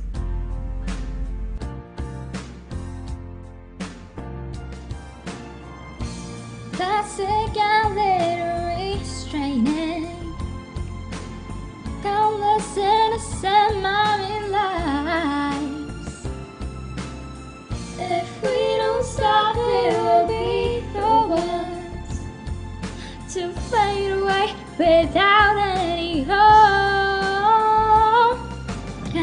and you all see the change.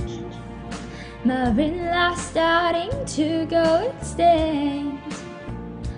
The rising water levels are brought hurricanes and floods. We cannot stop this. We cannot stop this. Turning off the lights and gadgets after use. Vibrating in tumblers and straws. Recycling plastic bottles and bags. Doing cleanups, picking litter up. Reducing our carbon footprints. Then I know, then I know, then I know, then I know, then I know, then I know, no. The oceans will smile again.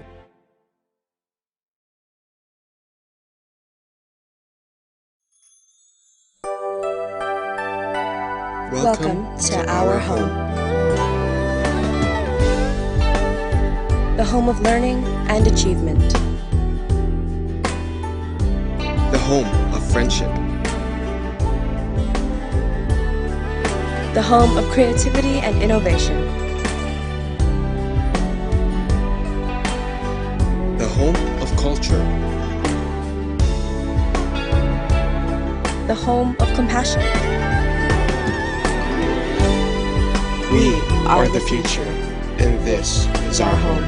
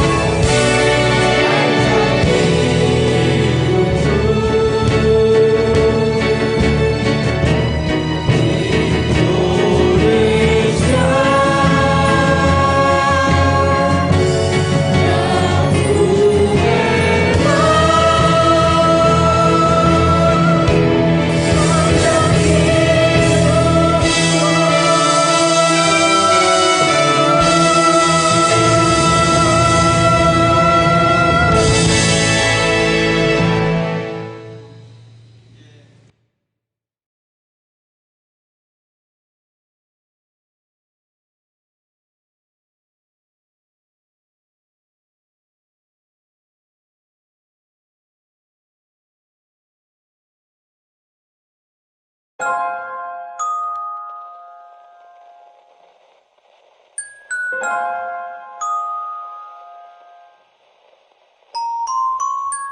will stay the truth, even when the lies comes, you remain the truth. Even when my thoughts don't line up, yeah, I will stand tall. On each promise you made, let the rest fade away.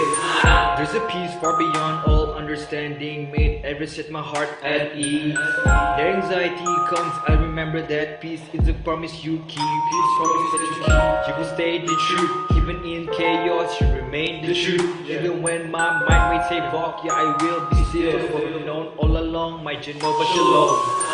There's a peace far beyond all understanding, made ever set my heart at ease.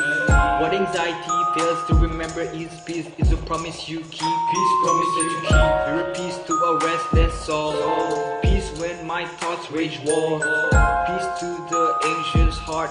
That's who you are, yeah. That's who you are, yeah. You will stay the truth, even when the lies comes, you remain the truth. Even when my thoughts don't line up, yeah, I will stand tall. On each promise you made, let the rest fade away.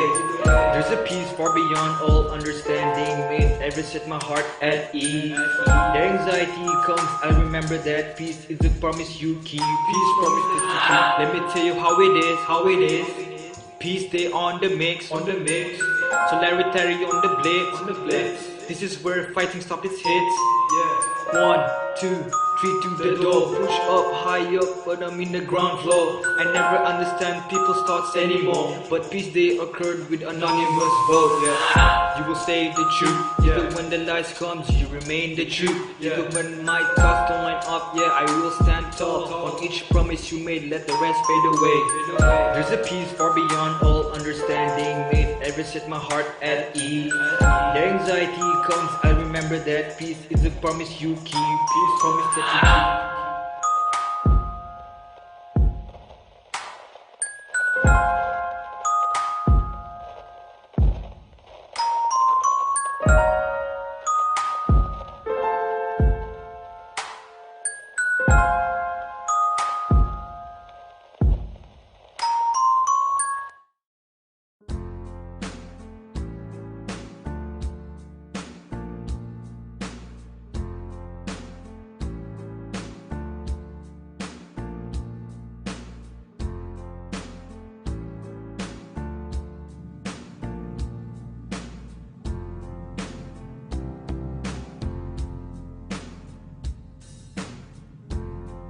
The ocean's been screaming for a while. We're being suffocated. Please save us, you can all do it. Just like how you've been polluting us. I once to ignore the screams until I saw the truth. A piece of plastic on the shore, swept away by the cuff of the tide. Can't you all see the change? Marine life starting to go extinct. The rising water levels are brought hurricanes and floods. 12 to 14,000 tons of plastic is ingested by North Pacific fish yearly. 100,000 marine animals are entangled in plastic, and 100 million marine animals are suffocated and killed from them each year. This is not a problem that just the ocean and nature owns. Its impacts and consequences will continue to devour our lives away, the lives that started from Mother Nature. We must stop neglecting climate change nor ocean pollution. The first target was fish and the ocean, but the next is us.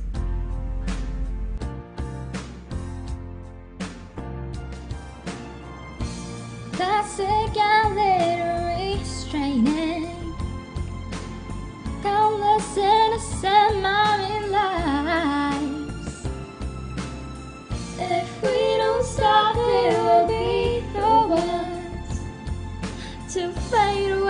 without any hope. Can't you all see the change? Marine life starting to go extinct. The rising water levels, abrupt hurricanes and floods. We cannot stop it. We cannot stop it. Turning off the lights and gadgets after use. Vibrating in tumblers and straws, recycling plastic bottles and bags, doing cleanups, picking litter up, reducing our carbon footprints. Then I know, then I know, then I know, then I know, then I know, then I know, no, the oceans will smile again.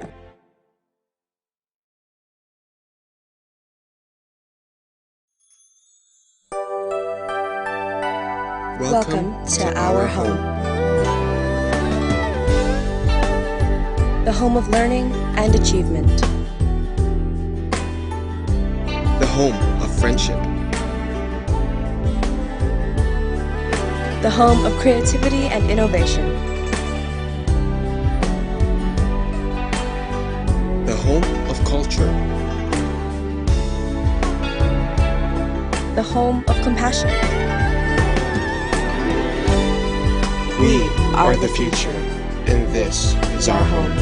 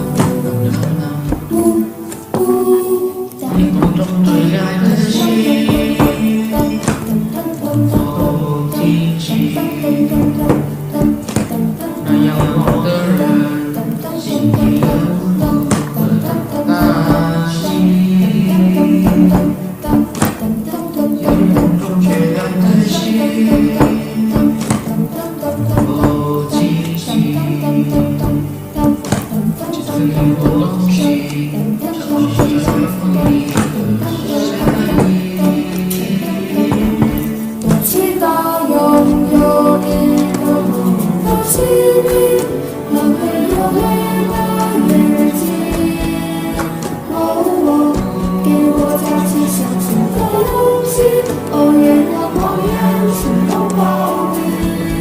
每当我找不到存在的意义，每当我迷失在黑夜，我记得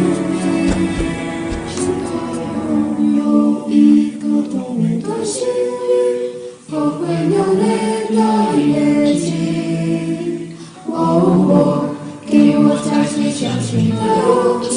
哦，愿我永远去拥抱你。每当我找不到存在的意义，每当我迷失在黑夜里，哦，夜空中最亮的星，请始终让我前行。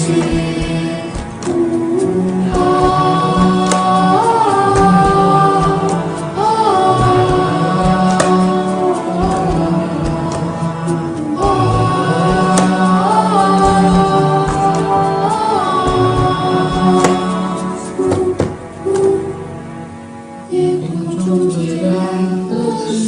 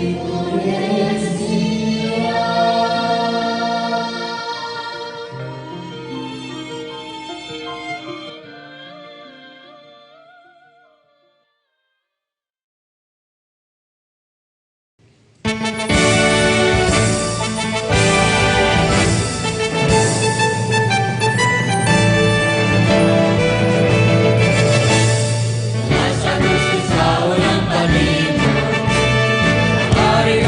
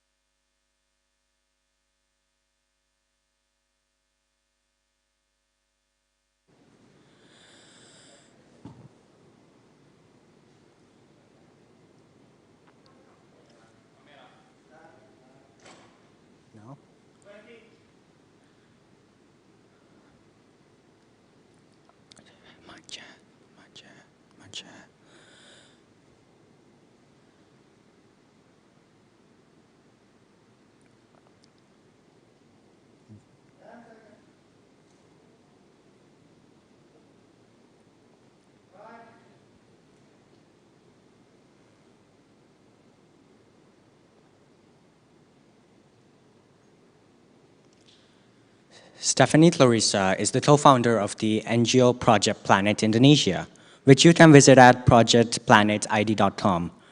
Stephanie is also a graduate of Enormous World Academy who has spearheaded a variety of community-level and international projects aimed at promoting and connecting people or organizations around the focus on sustainability. She's inspired by an urge to protect the beauty and vibrant nature of Indonesia and continues to inspire young people and adults alike to take steps and provide the support necessary to initiate change effectively and significantly. Please welcome Stephanie to the stage.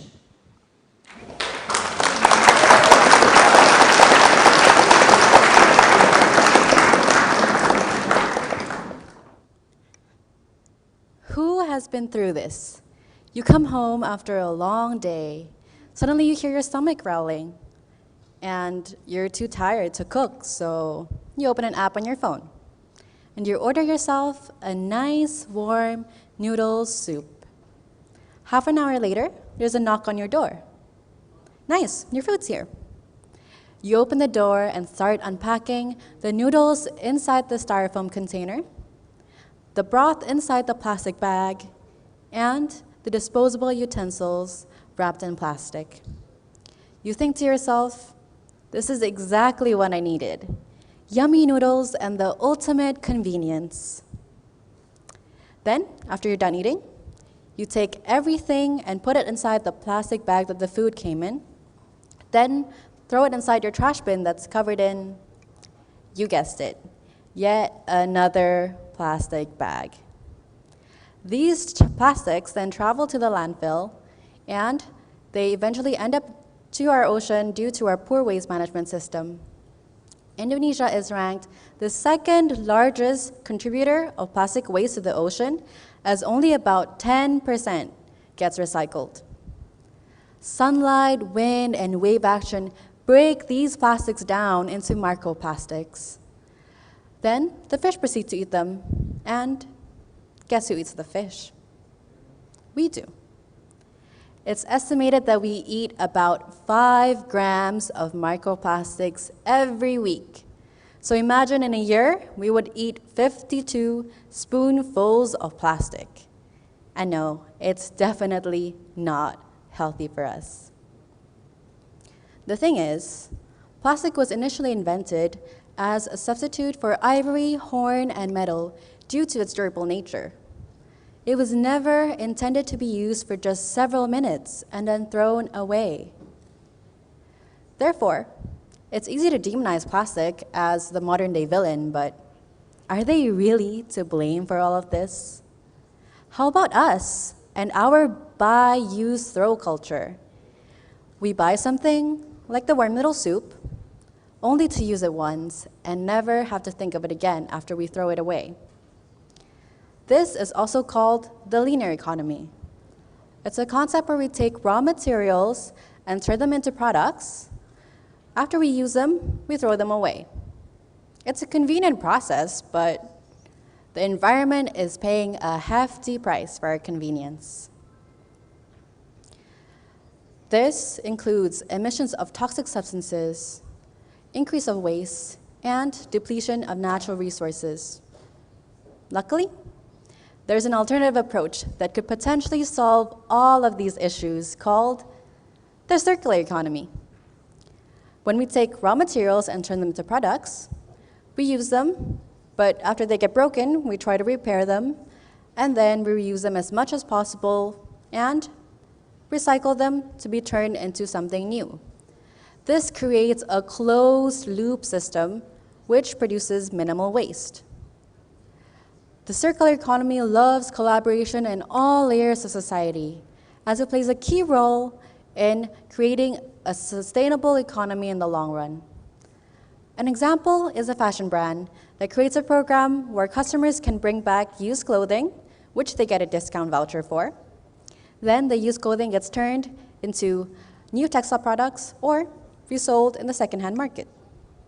Another example is China, who has implemented circular economy on a city-wide scale.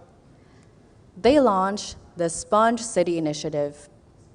This includes green infrastructure such as artificial ponds, and green roofs to soak up as much excess rainwater as possible. This increases water supply and reduces flood risks. They've successfully launched this initiative in 30 different cities.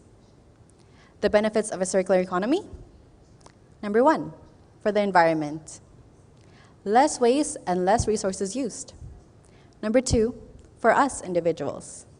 A higher disposable income and lower healthcare costs. Number 3, for the economy. Higher innovation and lower resource dependence. Number 4, for businesses. New profit opportunities, better customer relationships, and lower production costs. Number 5, for the government. Helping us achieve global climate targets. So with all of these benefits of circular economy in mind, why haven't we seen more of this system implemented by society, the government, and businesses? Change is a process, and collaboration is key. We're seeing more and more innovation pop up, new partnerships, and new business models that are creating a more circular system. Change is a process. Sometimes you feel like you're taking one step forward, but the world is pulling you 3 steps back. You come across these headlines: plastic pollution, destruction of coral reefs, deforestation. How does reading this make you feel? Perhaps sad, lonely, hopeless, lost? That's exactly how I feel whenever I see plastic floating through the beautiful blue waters of Indonesia. I started thinking of ways that I could help the environment, even if they were just small. I started looking for environmental communities and events that I could join, a trusted organization that I could learn from, and sustainable businesses that I could support. My friends around me seemed to be asking the same questions as well, so I thought, why not create our own community where we could learn and support each other along the way? From this vision, Project Planet Indonesia was born, a nonprofit organization, community, and educational platform made to increase awareness and individual action towards environmental issues in Indonesia.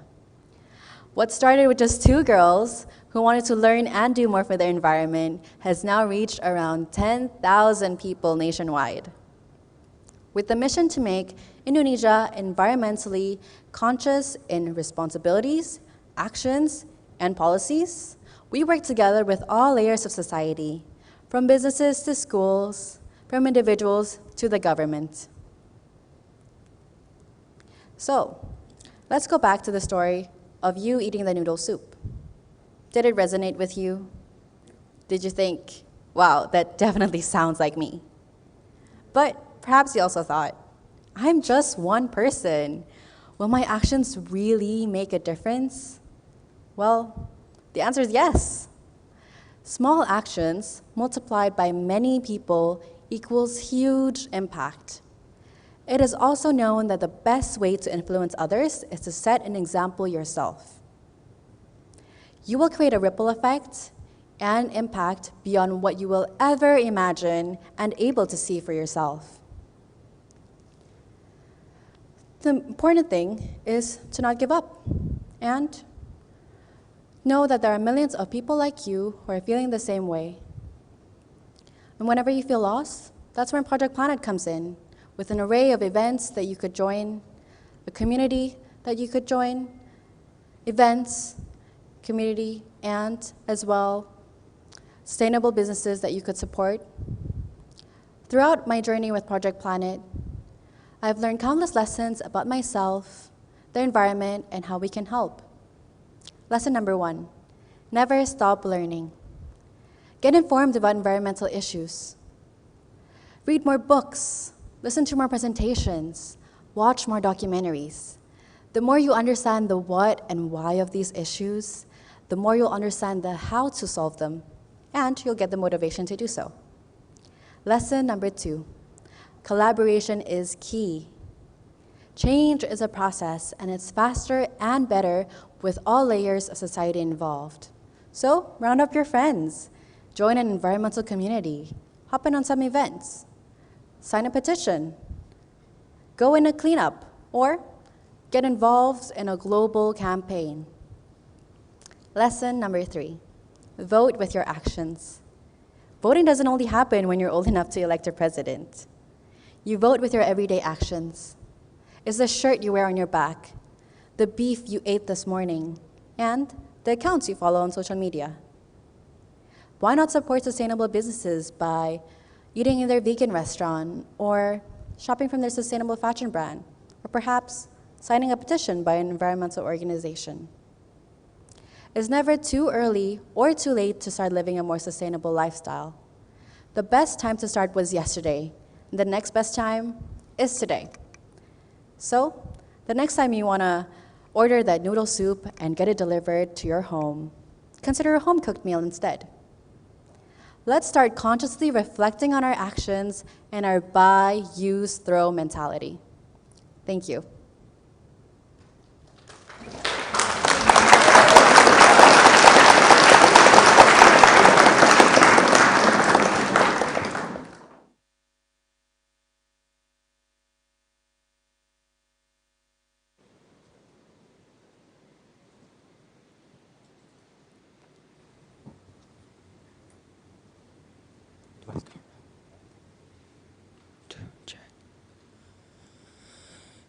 Tusharja is a bit thinker.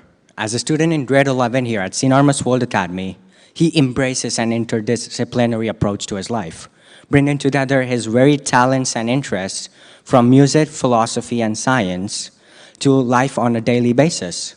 He lives for discussion and finds meaning in making connections with others and in the pursuit of solutions for some of the biggest problems that face us today.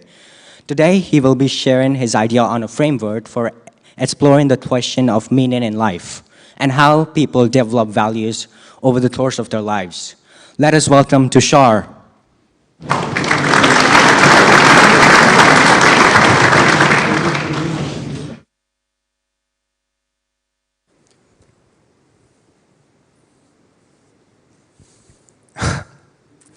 Oh, this is the most attention I've ever received.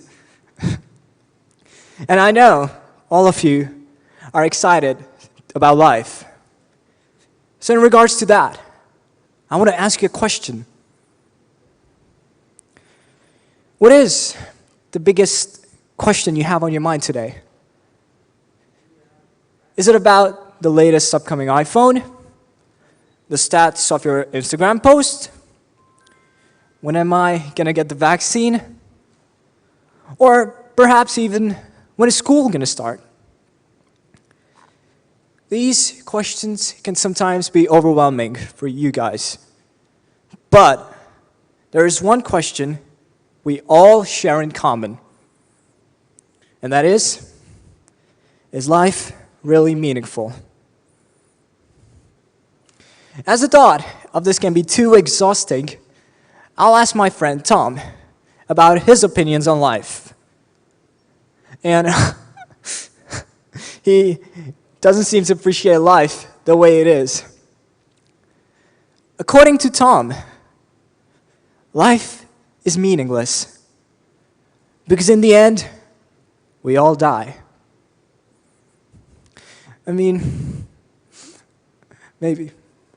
And that's the end of my talk. Thank you. I hope you enjoyed. No, but seriously, is life really meaningful? Well, let's see. Let's think about our daily routine. We, as humans, do whatever we're expected to do. We wake up, freshen up, and work.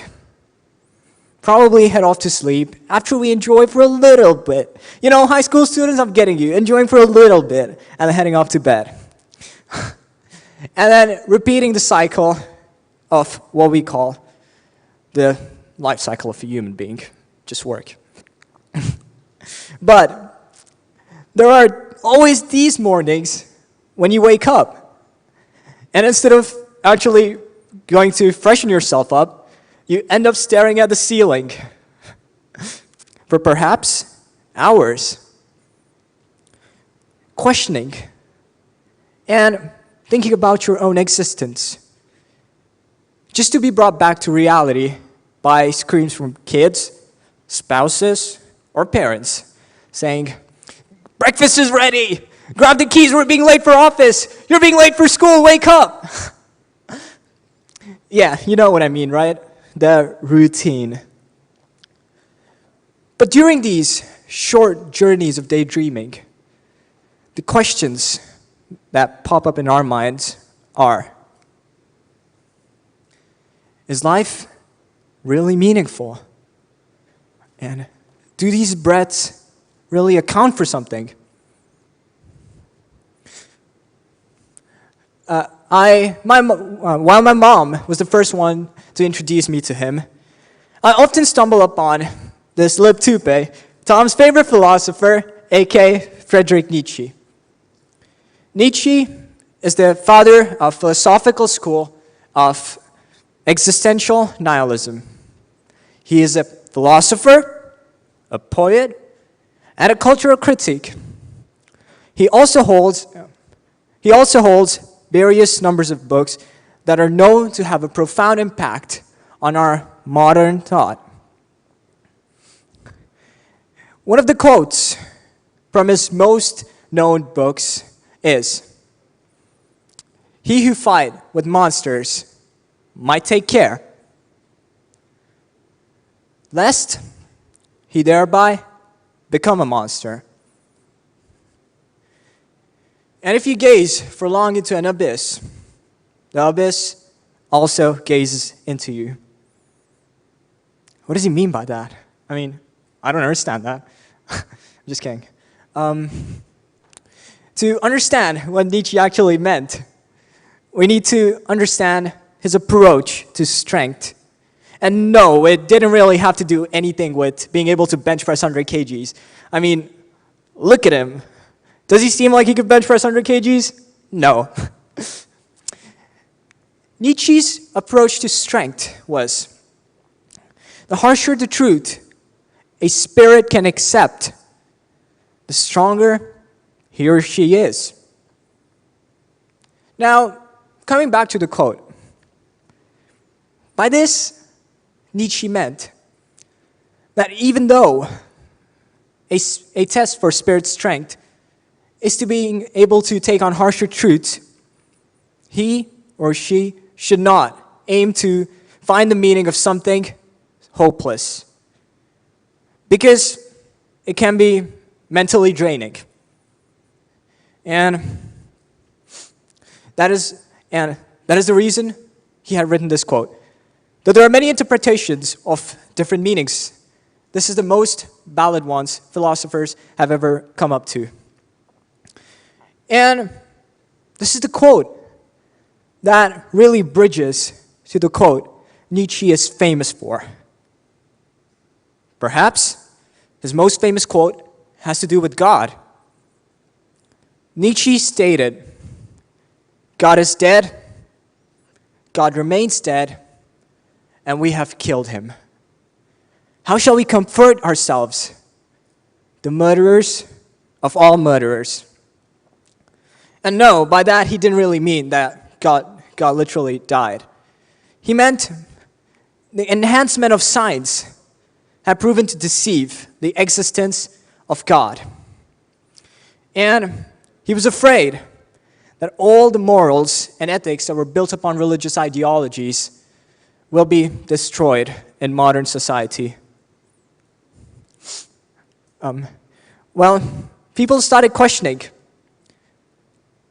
if there is no God, what is the purpose of living?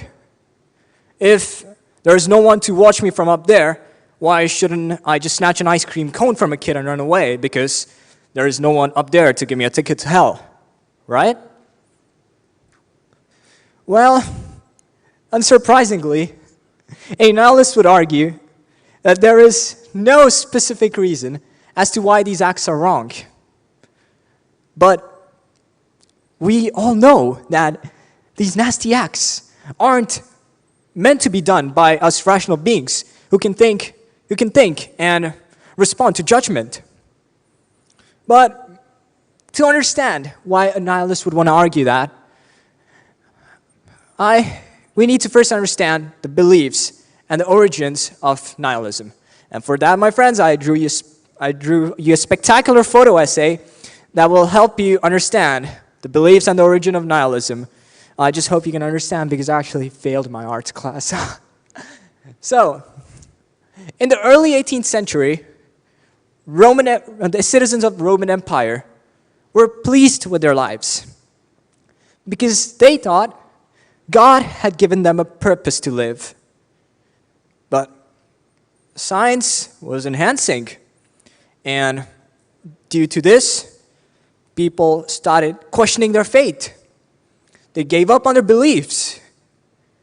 And with this, Nietzsche seized the opportunity to state the quote, "God is dead." Well, I don't think he's a bad guy. He just didn't think religion was the right option to live a life. I mean, he was afraid that the destruction of religion will cause utter chaos. And that's the reason he said, we must blind ourselves in faith or in religion in order to prevent nihilism. In 1942, a French philosopher named Albert Camus hopped into the battlefield to give a response to nihilism. His first response was similar to Friedrich Nietzsche's. It's something we do every day. Suicide. No, not that kind of suicide. He was against suicide. Philosophical suicide is what he meant. Camus considered leap of faith to be philosophical suicide, sort of masking yourself from the reality by following a religion or a philosophical discipline. But why did he name it philosophical suicide when he was so against suicide? Well, firstly, he thought suicide was the rejection of freedom, something we all have. And he thought of philosophical suicide as sort of living but breathing under a mask covered by religion or philosophical disciplines, a specific philosophical discipline. And that is how the word came up, philosophical suicide, rejection of your moral freedom. However, he didn't leave us stranded there. He also had another solution to it, which he advocated. His solution was to embrace the absurd state of our lives and living it passionately by engaging yourselves in new tasks. I mean, most of us are doing it right now. Your goal might be to take care of your family or get the dream job you always wanted. It's these temporary tasks that help you move ahead in this seemingly meaningless life. He also had a reference to a mythological king named Sisyphus. He was punished eternally by the gods because of all the nasty things he did. But the act, what Camus noticed from Sisyphus, was that he never complained. He would roll the rock up to the hill, and as the rock would roll down again, he would roll it back up. That was his punishment. And he accepted his fate. He was happy to do it. That helped Camus state that regardless of the struggles, we must accept it. We must accept the job and do it in order to prevent nihilism. Both the solutions from Friedrich Nietzsche and anyways, is life really meaningless after all this? let's think about it. I want all of you to close your eyes and think about what we really are. Want to know? In reality, we are just a bunch of atoms that somehow join together and are able to function and do the things that we define as living. Soon, we will all be joining the dead universe, like the chairs you're sitting on. But I would also agree to Camus' idea that even though in the end we all die, we all will be 3 feet under the ground, we shall embrace the life we have, accept our fate, and live our life passionately. I would also agree to Nietzsche's idea. I mean, maybe nihilists are wrong. Maybe there is a God up there. I mean, most of us are religious, right? Or believe in a specific philosophy, like Stoicism. I, on the other hand, am not religious, though I am a former Stoic. Stoicism helped me for a while. It helped me sway my mind away from self-destructive thoughts until I realized that I was in a prison that I built myself. And I had the key to open the prison and get out and live the life that I will lead myself. I realized that I was being given happiness instead of being able to cultivate it myself. I realized I was not living a life by myself, but from other people who thought their way of life was real. How do I know this? Well, if I couldn't find a solution to something, I would Google. For example, what do Stoics say about love? I was always confused there to how to live my life. But once I started to accept my absurd condition and started to appreciate my fate, I was the happiest that I could ever be. I could see life through my own lens instead of looking at it from a different lens. I could see what life had to offer for me. It is important to understand that we don't just live to die. We live to be ourselves. We live to enlighten this life that is seemingly meaningless by giving our own temporary meaning. We see the world as we wish to. Thank you.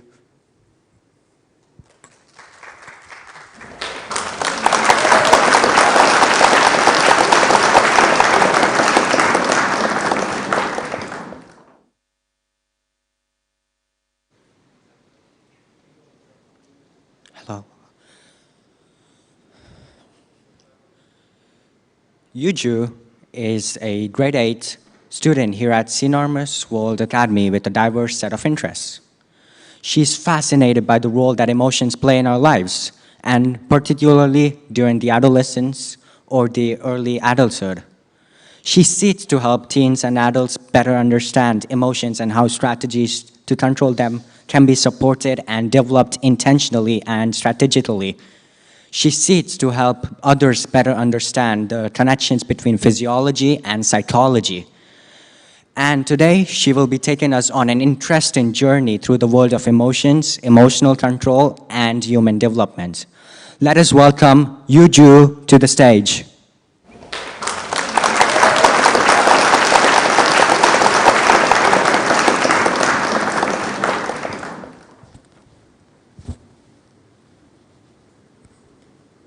Teenagers out there, do you feel like you're going on a roller coaster of feelings and emotions lately? 1 second, you're irritated. Next, you're happy. And the next, depressed. Or you can feel all of these emotions at the same time. Or just simply feel nothing at all, just apathetic. These emotions may be building up in the long term due to stress, anxiety, and depression, or caused by something so small and irrelevant but your mind seems to unnecessarily amplify it. Unhelpful yet inevitable. Does it make you want to just leave the world behind and simply shut down at times? Well, I certainly did just yesterday and suffered with it. These emotions may, if processed incorrectly, these emotions may hurt yourself furthermore. It may even harm the loved ones around you, physically, emotionally, spiritually. Point is, it may affect everyone in all dimensions of wellness, therefore reducing your overall well-being. Now, we won't be going too deep into the issue of well-being today, but instead, I'll bring to you emotion in teenagers and how having the ability to control your emotions will impact your teenage life and your future ahead as an adult. I'll also be sharing some tactics on how you can control your emotions much better. Emotions. You've surely heard of it several times before in your life, but what exactly are they? Are they feelings? Are they the same as moods? According to the American Psychological Association, emotion is defined as a complex reaction pattern involving experiential, behavioral, and physiological elements. Too complex? Absolutely.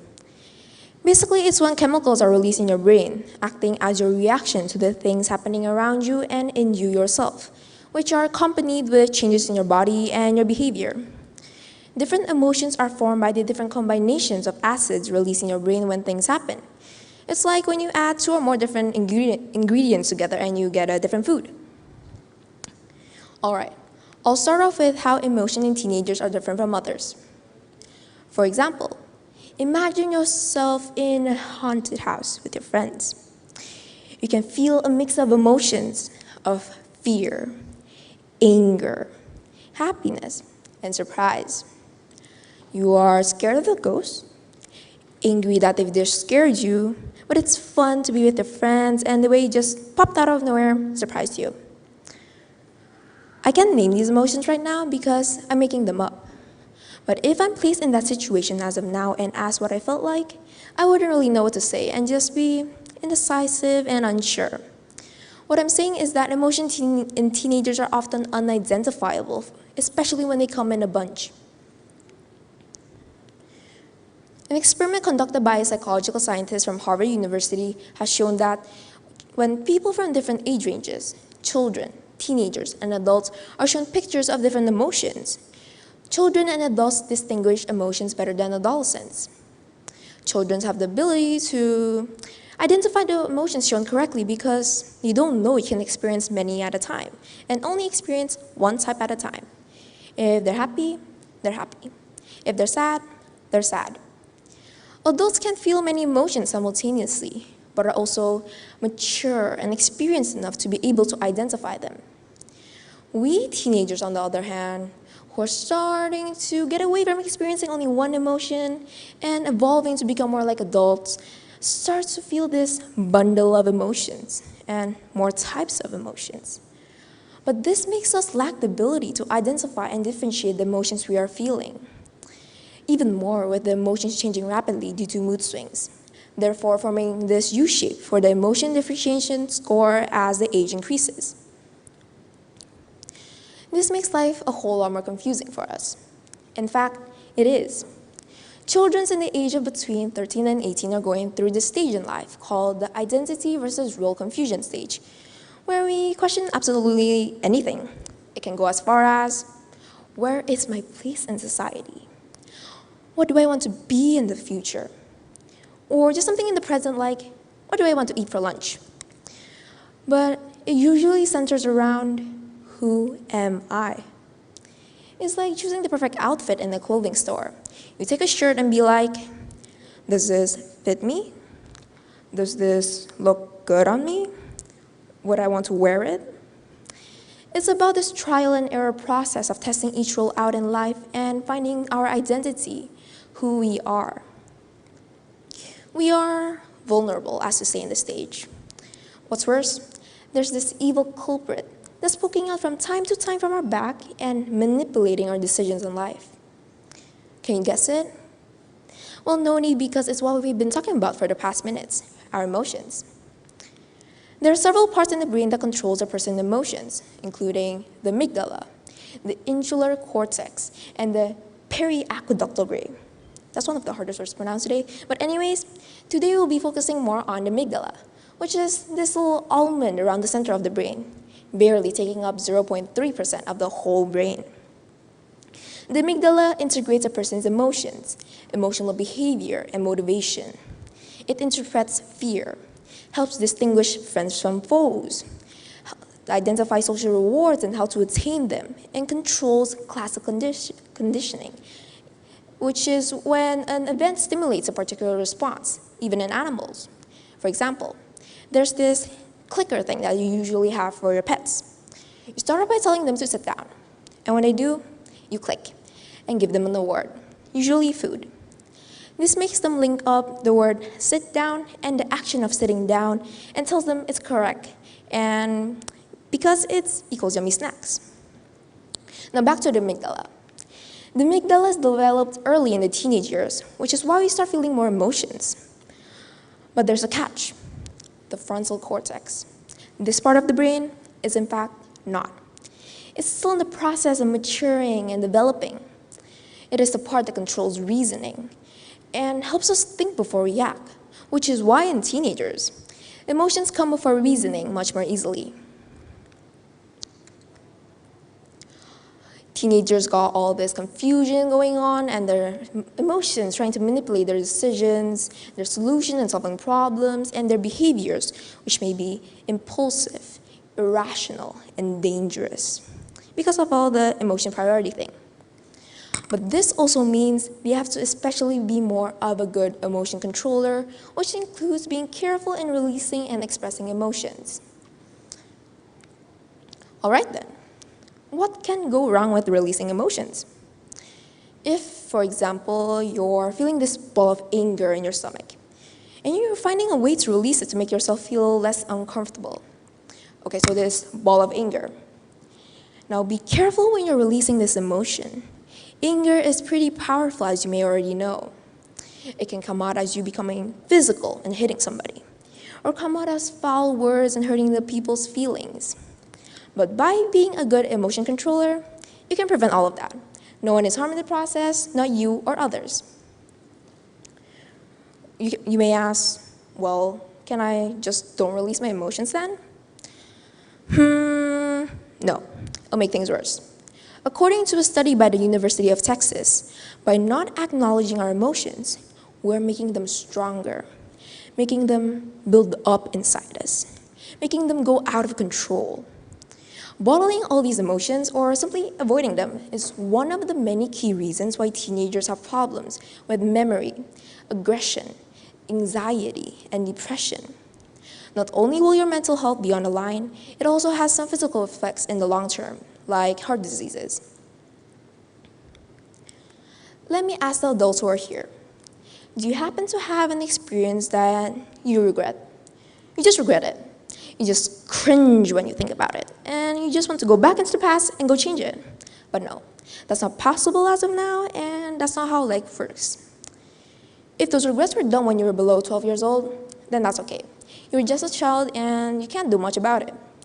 But if those regrets were done when you become a teenager, those regrets are usually like, I should have been a better child. I shouldn't have been mad at my parents or my friends. Oh, I shouldn't have done that. Why did I even do it in the first place? Now, if you rethink it, you can realize that these regrets are actually caused by your emotions, impulses, and immaturity in that part of the brain. People say that when you cringe at something you've done in the past, it means that you've become more mature. Your values are becoming more firm, and you've grown up. I absolutely agree with that. But won't it be better to just get it right on the first try, preventing all the regrets and the cringiness, and because you won't be getting a second chance to redo it? Emotion and self-control is one key factor of something you may or may not have heard of, emotional intelligence, which has been proven to be highly related to success in life. Many successes are granted by being a leader, innovating something new, or making a change in society. According to an entrepreneur and penny stock expert, this involves making the right decisions, having clear perception, and being objective. You have to remain calm, collected, and professional. But your emotions may sabotage all of that. It may even avoid and distract you from reaching all your goals. By using the tactics that I'll be telling you about in a second, you can control these emotions to prevent harm to anybody, to prevent regretting in the future, and are very helpful in your day-to-day life as an adult. There's 3 steps to emotion control: awareness, control, and reflection. Be informed that I received these tactics from a professional school counselor. The first step is to recognize and accept those emotions, which puts teenagers at a disadvantage, and that's why I'm here. You can identify it by doing 3 things. 1, ask yourself, how is my body feeling today? Your physical condition is highly interrelated with your emotions because it's an output of you inside. 2, ask, how am I feeling right now? Are you feeling okay, all right, not so good, or just fine? Is it mild or intense? 3, be aware of the situation you're having and basically figuring out the trigger. And try connecting it with the emotions that you're having. Now that you've identified it, accept those emotions instead of ignoring and not acknowledging them. Admit that you're having those emotions right then and there. Don't try to shake it off and just deal with it later. It won't work. The next step to emotion control is to control it. Pretty ironic, but you actually need the other steps to properly learn to control it. This step is where you actually control it. Okay, so how would you do that? Now, you need to release and express these emotions, and in the healthy way. You can do it by doing your favorite hobby, such as cooking or playing a game. But make sure that you're thinking of the situation you're having as you're doing it, and not just forget about it, which defeats the whole point. You can also do some journaling and talking to someone you trust or is a professional. Make sure to open up and be reassured that it's okay to express your feelings. So if needed, you can cry it out. And that's one reason why tears exist. You can't really be logical to get yourself together and choose which way is best when you're emotional. There's this technique that will help you called the grounding technique, which uses mental distractions with your 5 senses to pull your thoughts away from negative situations and emotions. This includes physical techniques like eating, breathing, or holding a piece of ice in your hand. Mental techniques such as doing some math, reciting something, or making yourself laugh. And soothing techniques like saying nice things to yourself, hanging around your pets, or listening to music. Make sure you do these techniques as soon as the emotions kick in. It'll take time depending on how intense it is. But with a lot of practice, it'll get faster and faster. But whatever you do, don't close your eyes, which many people do to calm themselves, but can actually backfire because you have to connect yourself as much as possible to the present. The last step is to reflect. Think about the situation and reflect on your action. If possible, resolve it by talking to the person or removing the thing that caused it. This will help you get better at calming yourself and prevent repeating mistakes. And now, you are ready to become a good emotion controller. I can assure you that this will prepare you for your future if you're a teenager and improve yourself in the present if you're an adult. With my improvement over the 3 years as being a teenager. Always remember this quote: control your emotions or your emotions will control you. Thank you and have a great day.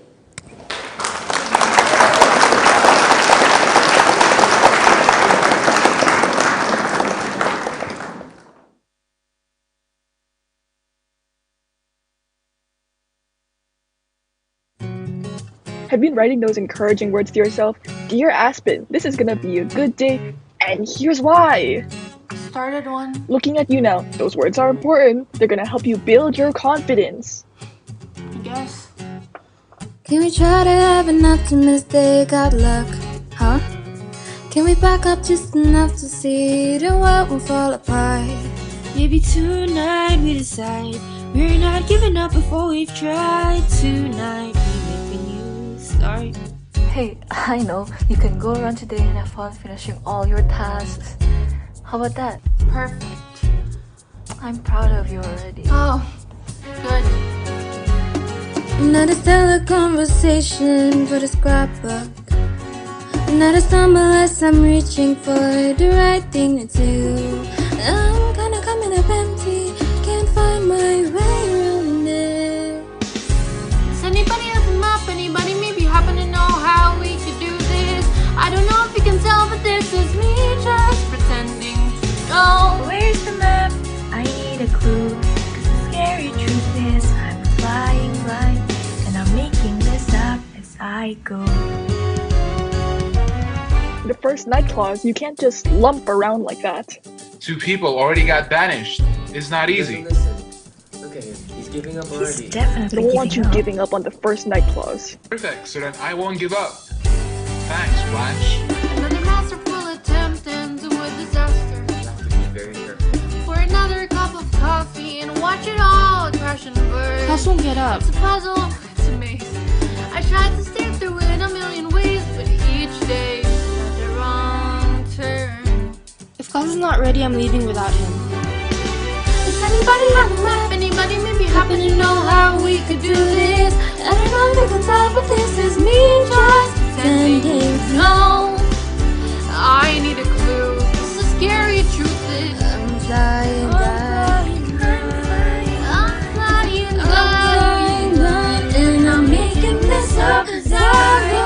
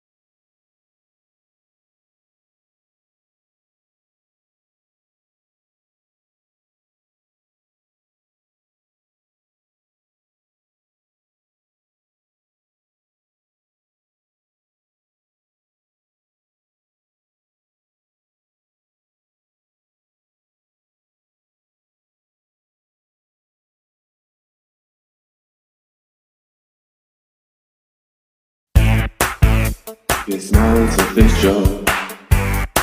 Get back out. No. Getting ready for the night of nights, the night of nights, alright. Don't panic. Panic! Now do we have to dress up for the prom? Dude, I don't think we have a choice.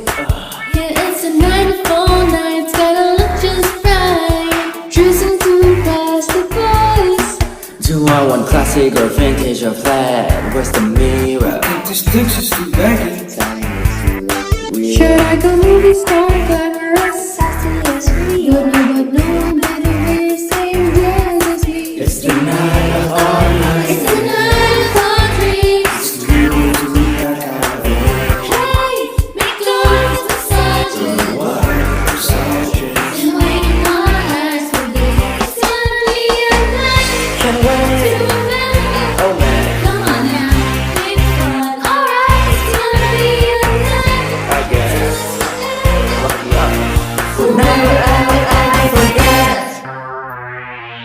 Getting ready, getting ready, getting ready, go! Hey, you've been in there an hour, man. What should I do with my hair? Where's my shape room? I look like a waiter. It's getting late already, shouldn't be there. Her mother's opens the door. I'm shaking inside. He's here, it's time, the hours have arrived. Don't know why, but I'm staring me down. Where's my first lip gloss? Now I'm really freaking out.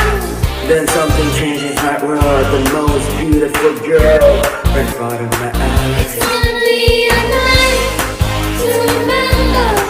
Come on now, big fun. Alright, it's gonna be a night to last forever. We'll never ever forget. Who's that girl? She's so fine. Who's that guy? I don't recognize. Who's that girl? She looks so good, yeah. Guess you never really noticed, but you probably should. Big fun. On the night of nights, the night of nights, tonight. Let's dance. On the night of nights, you know we're gonna do it right. It's gonna be a night to remember.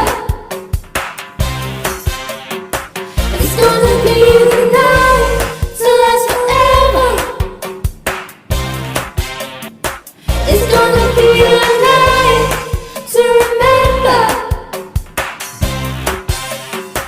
It's gonna be the night to last forever. It's gonna be our night to remember. Come on now, big fun. It's gonna be the night to last forever. We'll never ever ever forget. It's gonna be our night all together. Come on now, everyone. It's gonna be a night to remember.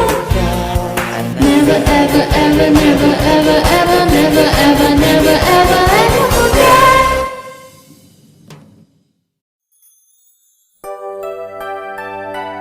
Welcome to our home.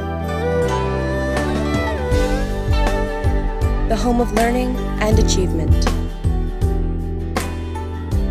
The home of friendship.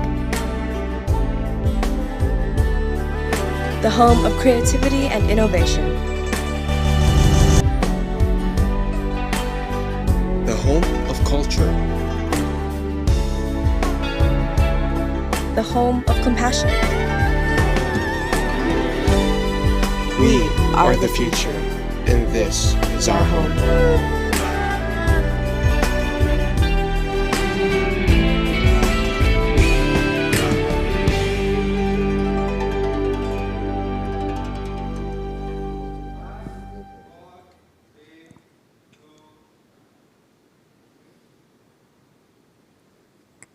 Budi Kamala is a passionate headshot and portrait photographer based in Serpong, Tangerang, who started his career in this field in 2020, embracing his motto of helping people find their true persona. He seeks not only to create headshots showing someone's face there, but images that dive deep into someone's true persona. In addition to photography, he is an active author, sharing content on LinkedIn about personal branding, self-development, and also photography. Let us welcome Budi.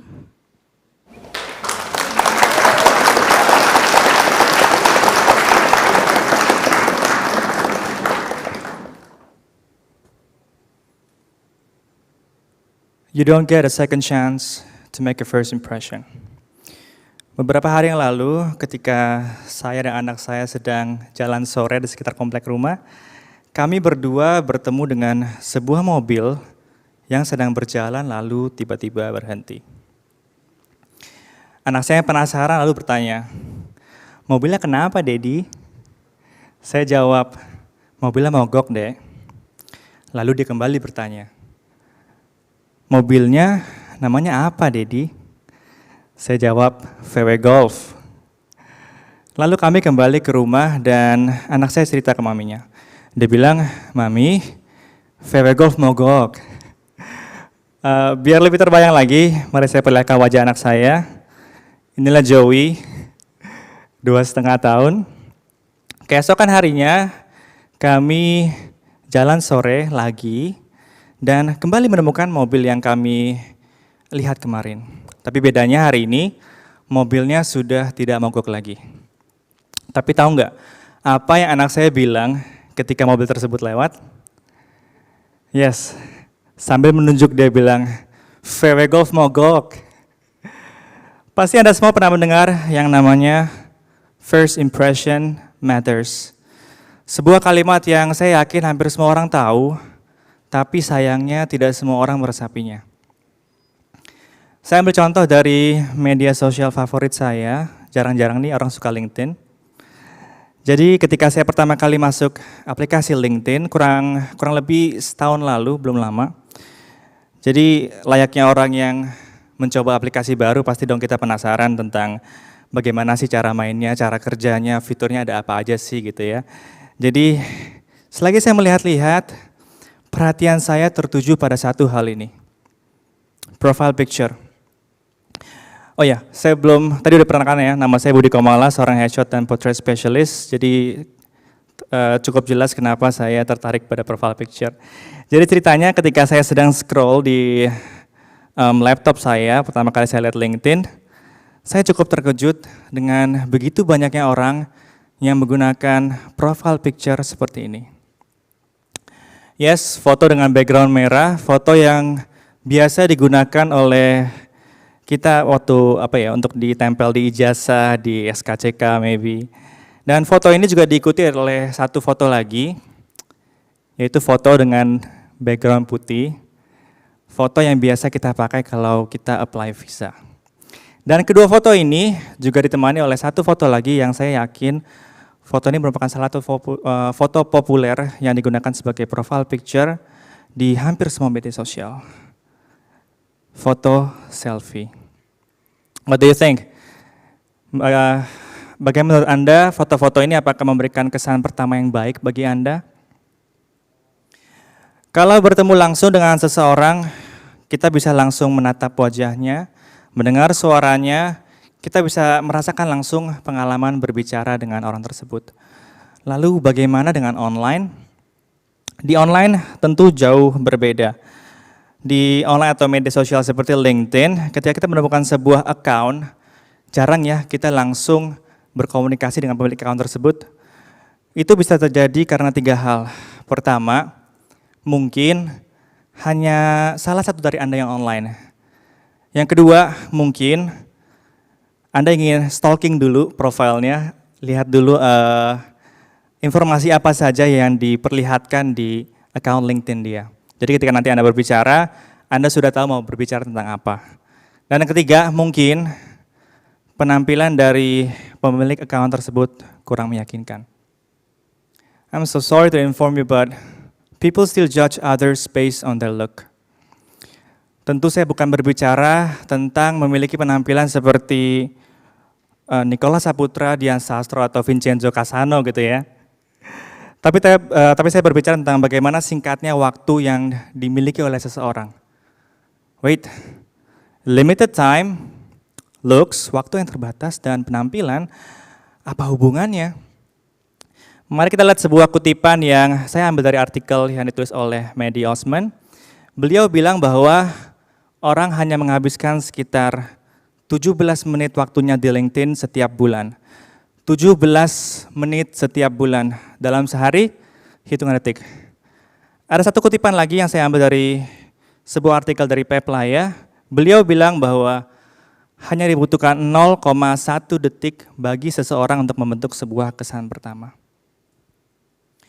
Dengan berbagai macam orang yang menggunakan platform seperti LinkedIn, untuk akhirnya bisa berkenal dengan seseorang, tentu orang tersebut butuh yang namanya kepastian. Seseorang butuh kepastian dalam membuat sebuah keputusan. Dan mereka butuh tahu bahwa waktu singkat dan berharga yang mereka miliki digunakan juga untuk sesuatu yang benefit untuk mereka. Dan dengan kita yang menampilkan penampilan meyakinkan di profile picture kita secara tidak langsung, kita menghargai waktu yang mereka miliki. Karena seorang Nicky Gamble pernah bilang, the most precious gift you can give to someone is the gift of your time and attention. Bagi seseorang yang menggunakan LinkedIn untuk mencari kerja, untuk cari klien ataupun jualan, goal yang harus kita miliki ketika ada orang nih yang mampir ke profile picture kita adalah membuat mereka stay selama mungkin di profile kita. The goal is to make them stay as long as possible on your profile. Dengan stay lebih lama, kita berharap mereka punya cukup waktu untuk melihat segala macam hal yang telah kita persiapkan di account LinkedIn kita. Seperti occupation, education, atau mungkin ada yang taruh resume, portfolionya, dan atau ada teman-teman yang bikin konten di LinkedIn, kita juga berharap mereka bisa melihat semua hal tersebut. Dan semua hal tadi berawal dari first impression yang kita berikan lewat profile picture kita. Di sini, profile picture berperan sebagai gerbang utama dari account LinkedIn kita. Foto profile picture professional biasa juga disebut sebagai professional headshot. Dalam beberapa tahun terakhir, persepsi orang mengenai professional headshot perlahan berubah. Professional headshot bukan lagi seseorang yang harus menggunakan jas atau blazer dengan pose yang kaku, way too formal, no. Tapi saat ini juga professional headshot juga tentang bagaimana kita memperlihatkan kepribadian kita. Menunjukkan senyum yang ramah, memperlihatkan betapa profesionalnya penampilan kita, berusaha memperlihatkan kepercayaan diri kita pada profile picture kita. Tapi Mas Budi, saya nggak pede dengan penampilan saya. Well, normal kok bagi seorang untuk memiliki rasa insecurities pada penampilan mereka. Orang-orang yang datang ke studio saya masing-masing membawa rasa insecurities mereka, masing-masing membawa rasa keraguan diri mereka. Bahkan ada yang tahu betul tentang angle mana yang ingin mereka hindari, bagian tubuh mana yang membuat mereka tidak percaya diri seperti gigi yang tidak rata, atau mungkin mata yang kecil sebelah, atau mungkin juga ada yang merasa kurang pede jika tersenyum. Belum lagi soal ketakutan mereka terhadap persepsi orang lain atau kolega terhadap penampilan mereka. Semua hal tadi membuat mereka semakin tidak percaya diri. Tapi uniknya, setelah sesi foto selesai, saya sama sekali tidak melihat segala hal yang mereka mention di awal, segala macam insecurities yang mereka mention di awal. Saya tidak melihat gigi yang tidak rata, saya tidak melihat mata yang kecil sebelah. Saya tidak melihat seseorang yang tidak percaya diri ketika dia tersenyum. Yang saya lihat adalah seorang yang sangat percaya diri. Seorang yang sangat menghargai diri mereka, seorang yang sangat percaya pada penampilan mereka. Setelah sekian orang yang saya bantu dalam setahun terakhir ini, perlahan saya mulai menyadari bahwa professional headshot juga bisa membantu kita untuk lebih mengenal diri kita lagi. Well, how's that happen? Perlu teman-teman ketahui bahwa professional headshot bukanlah foto pencitraan. Foto headshot bukanlah foto yang senyumnya dibuat-buat ataupun dipaksakan. Tapi yang terlihat di professional headshot haruslah sesuai dengan kepribadian kita. Yang terlihat di professional headshot haruslah sesuai dengan apa yang kita punya. Karena semua hal yang kita tampilkan di online pada akhirnya harus kita buktikan. Dan dengan berbedanya kepribadian Anda yang Anda tunjukkan di profile picture dengan kepribadian asli Anda saat bertemu, tentu hal tersebut akan menimbulkan keraguan. Tentu akan menimbulkan sebuah pertanyaan seperti, hal apa lagi yang orang ini sembunyikan ya? Dengan kita yang berusaha menunjukkan penampilan yang meyakinkan, tentu dibutuhkan yang namanya rasa percaya diri, tentu dibutuhkan yang namanya kemampuan untuk menghargai diri sendiri. Why? Because if you want people to believe in you gotta believe in yourself first. Jika Anda ingin orang lain percaya pada Anda, percaya pada apa yang Anda punya, pada apa yang Anda miliki, skill yang Anda miliki, Anda harus mulai dulu dengan percaya pada diri Anda sendiri. Karena bisa aja kan, orang yang sedang melihat profile picture Anda saat ini adalah seorang HR dari perusahaan tujuan Anda, atau dari calon klien yang Anda tunggu-tunggu selama ini. Atau mungkin aja ada perwakilan dari TEDx yang tertarik dengan apa yang Anda lakukan dan ingin mengundang Anda untuk berbicara di panggung ini. We'll never know. Kita nggak akan pernah tahu.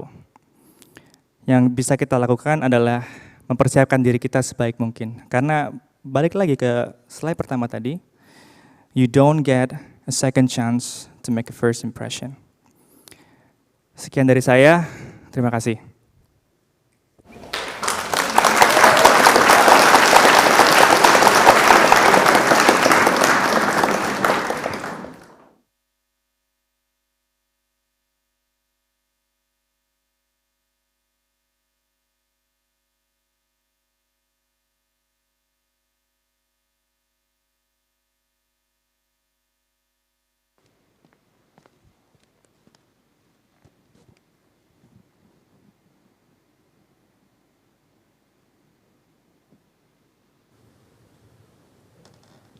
Trevin Chandra is a student in grade 7 here at Sinarmas World Academy.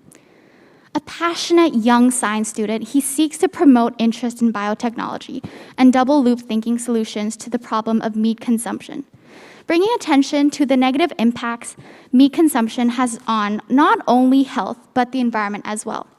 Trevin will be exploring the problem of meat consumption as presenting a new vision of the solutions that exist and need attention to be realized, calling on more people to join in developing solutions.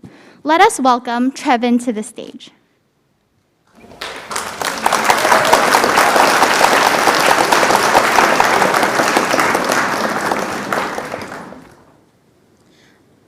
Hello. Meat.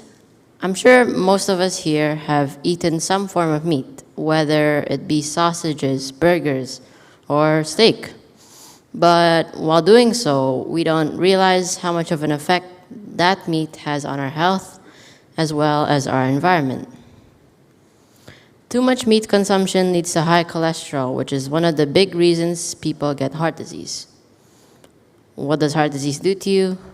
Well, first, when your body digests red meat, specifically the carnitine and the choline, it produces a substance called TMAO.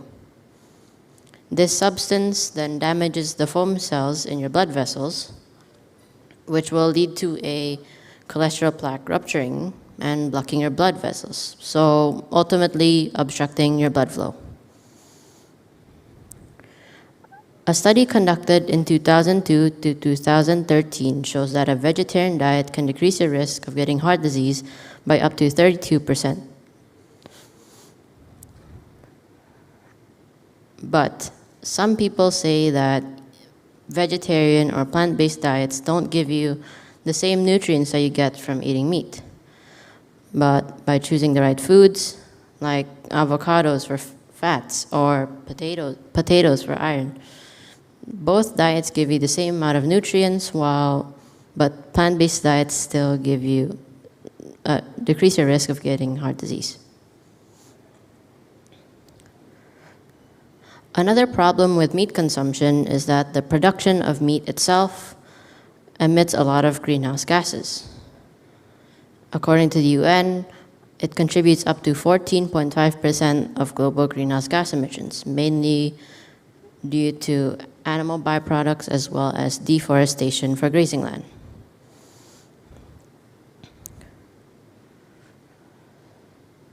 For example, the Amazon forest has produced 20% more carbon dioxide than it has absorbed over the past decade, mainly due to deforestation for animals grazing land. And due to this, Brazil's Amazon is no longer a net absorber, but a net emitter of greenhouse gases.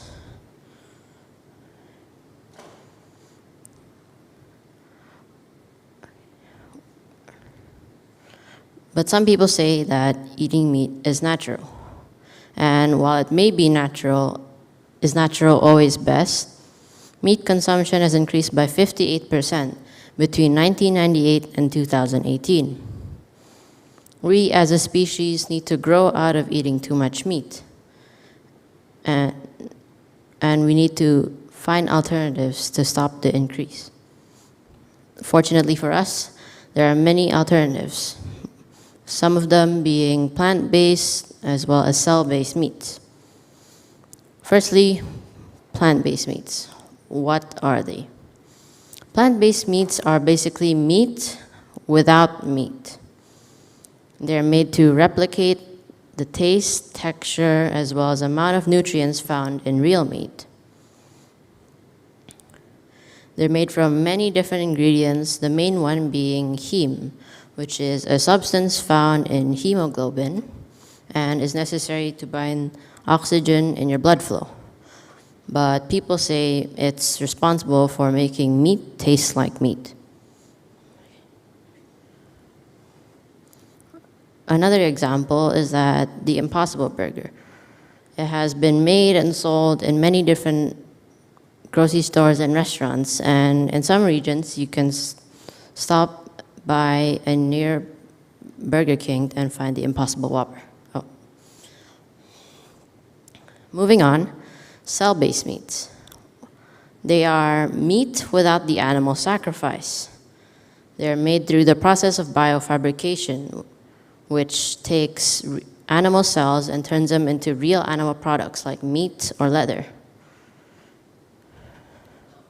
For example, if we're making leather, we start by taking the cells from a cow. We grow the cells from millions into billions of them. We then make sheets with these cells by coaxing them to produce collagen, which will end up connecting them. Layer the sheets, combine the layers, and tan them, and we have leather. Andres Korgax did a talk on biofabrication, on how his father and him started a company on cell-based products and how they made cell-based leather in 2013. He also talked about how biofabrication allows them to change many different qualities of the product, like the thinness or the thickness of leather, and you can even change the pattern and much more. Not only are these alternatives helping us with health and environmental issues, but there are also more civilized ways of getting materials for stuff like burgers or handbags. With these alternatives in mind, we can imagine a world without the animal sacrifice for the food we eat. Meat production will no longer look like this, where cows are hung and killed for their leather and meat, but something more like this, where we have facilities like breweries, which can act as bioreactors, where we can make cell-based meat. Or something like this, where we have laboratories making plant-based meats. Now, I'm not telling you to stop eating meat, but to be more conscious and aware of what you're eating and how that affects your health as well as the environment around you. Thank you.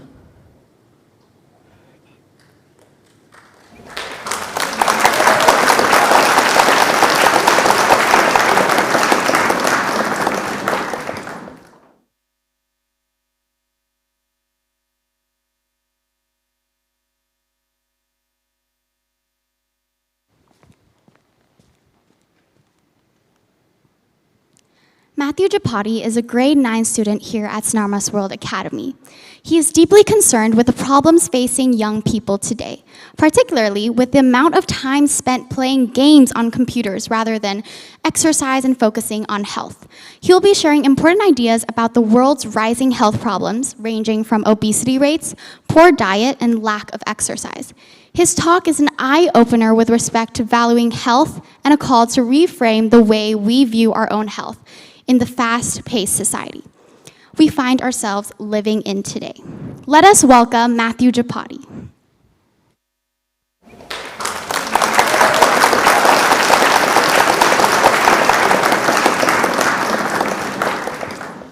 Good afternoon.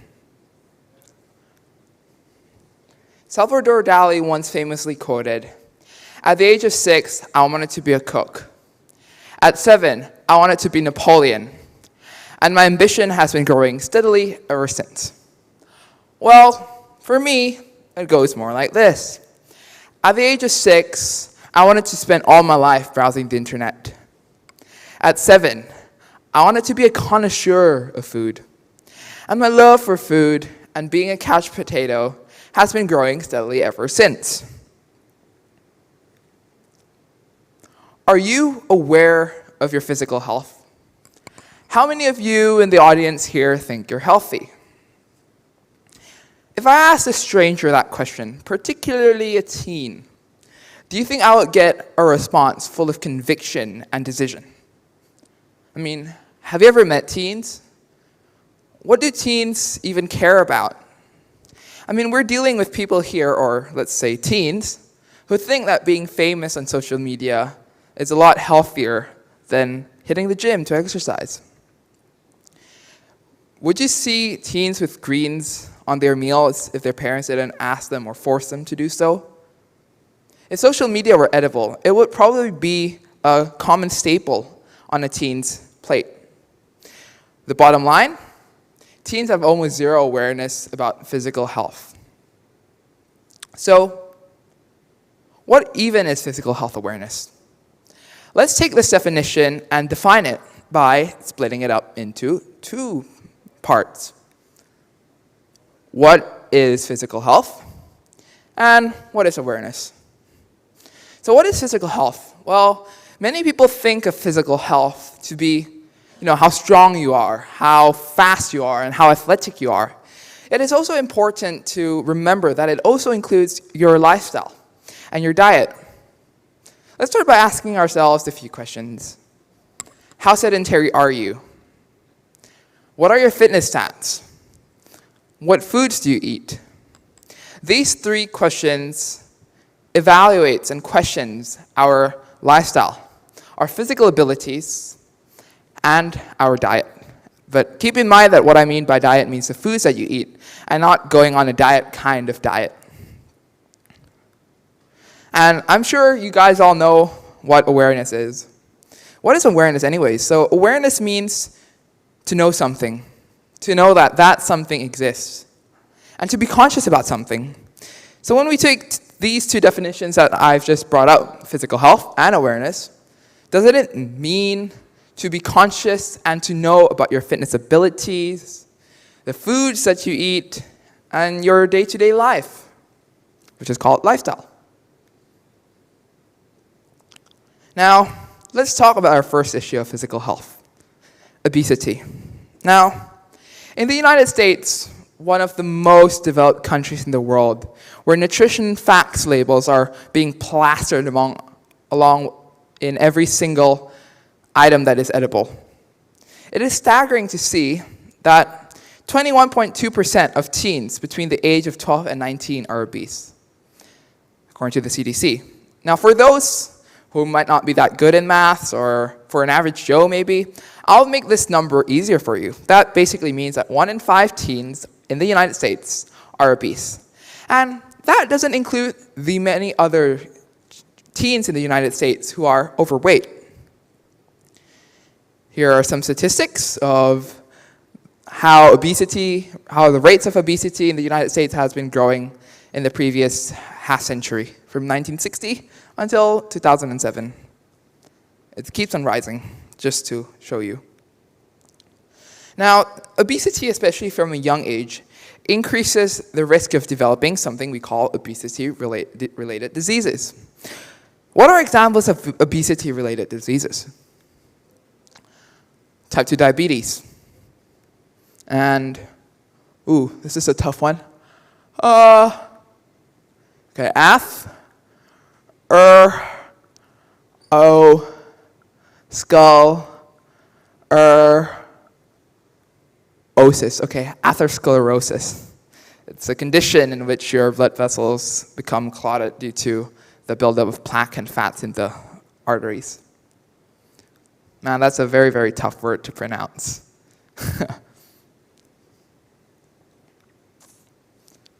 And so, obesity is a very expensive disease and epidemic. It is staggering to see that in the United States, $190.2 billion are spent each year on obesity-related healthcare. And teens are completely unaware of this. And $14 billion of this $190.2 billion are spent on obesity-related healthcare for minors. Now, to put things into perspective, the money spent on minors alone for 1 year can buy me 28 billion pieces of chicken McNuggets for 1 year. That's a lot of food. That's a lot of money. But, oh my bad. Turns out, there are actually teens who do care about their physical health, and do care about their diet, and do care about their weight. But the thing is, they do it by knowing something called calorie deficits. What are calorie deficits? Calorie deficits are achieved when the amount of calories you burn is greater than the amount of calories you take in. It basically means that you're losing calories every hour, every second, every day. It's been recently made famous and popular by fitness models or social media fitness posts. Teens actually do achieve this. Wonder how?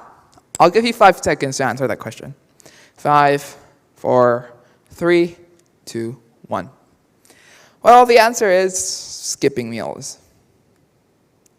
Now, the thing is, a study in Poland done on teenagers by Lydia Wadlowska said that there were 17.4% of teens who skipped either breakfast and or lunch 4 to 7 days a week. 43.6% either skipped breakfast or lunch a few times a week. Yet, teens are unaware of how this actually affects growth. Teens are unaware that their body needs glucose and their brain needs glucose to function. Teens are more pleased about impressing others on social media. Teens want to look good. They want to look good on posts. But the thing is, the body needs glucose. That's something very important. So what is glucose? Glucose is a simple substance. It is a simple sugar that is broken down from carbohydrates by the enzyme amylase. Think of it as glucose being gasoline, and you are the car. In that fashion.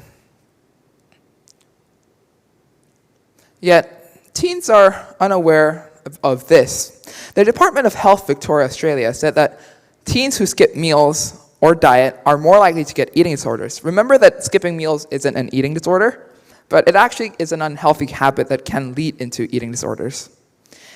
What are examples of eating disorders? Well, anorexia, bulimia, and these are all potentially life-threatening eating disorders.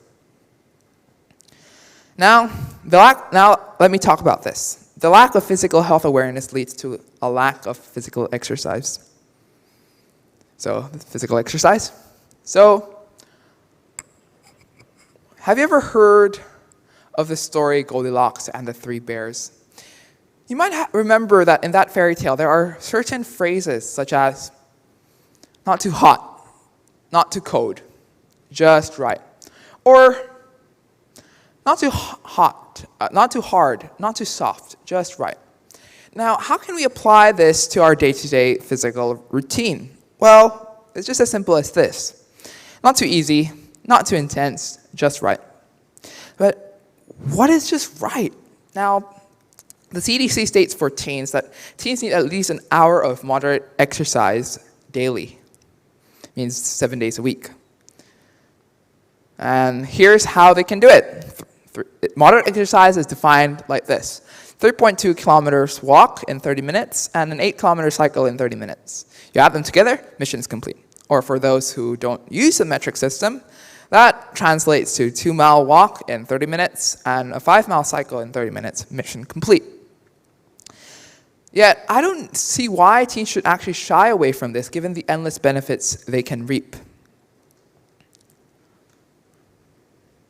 It's staggering that in the United States, under 24% of teens and children between the age of 6 and 17 fulfill this goal. That basically means that 3 in 4 teens are not getting enough exercise. They are not meeting the goal of at least an hour of moderate exercise per day. That is a staggering figure. That basically means 3 in 4 teens.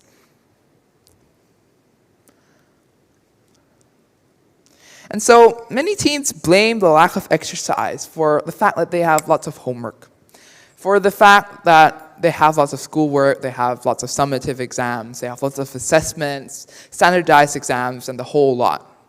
But here's a bit of truth that comes with what I call my personal story. How should teens squeeze in time to exercise? Well, here's my personal story.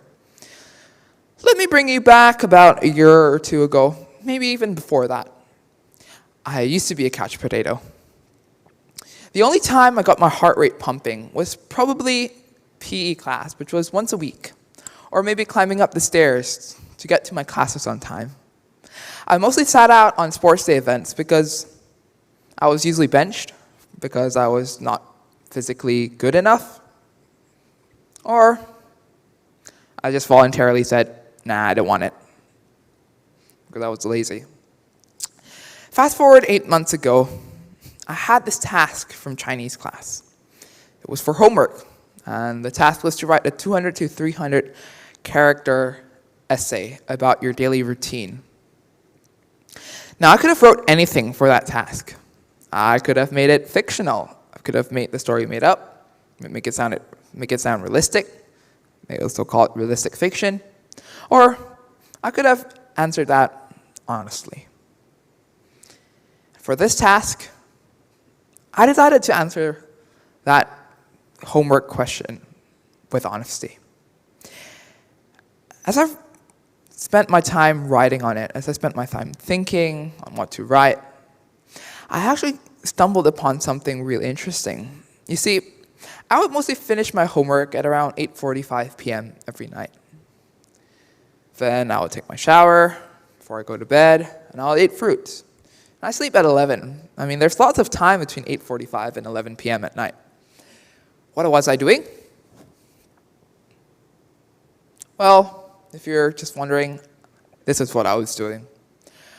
I was playing games for more than an hour every night just to de-stress myself from all of life's stressors.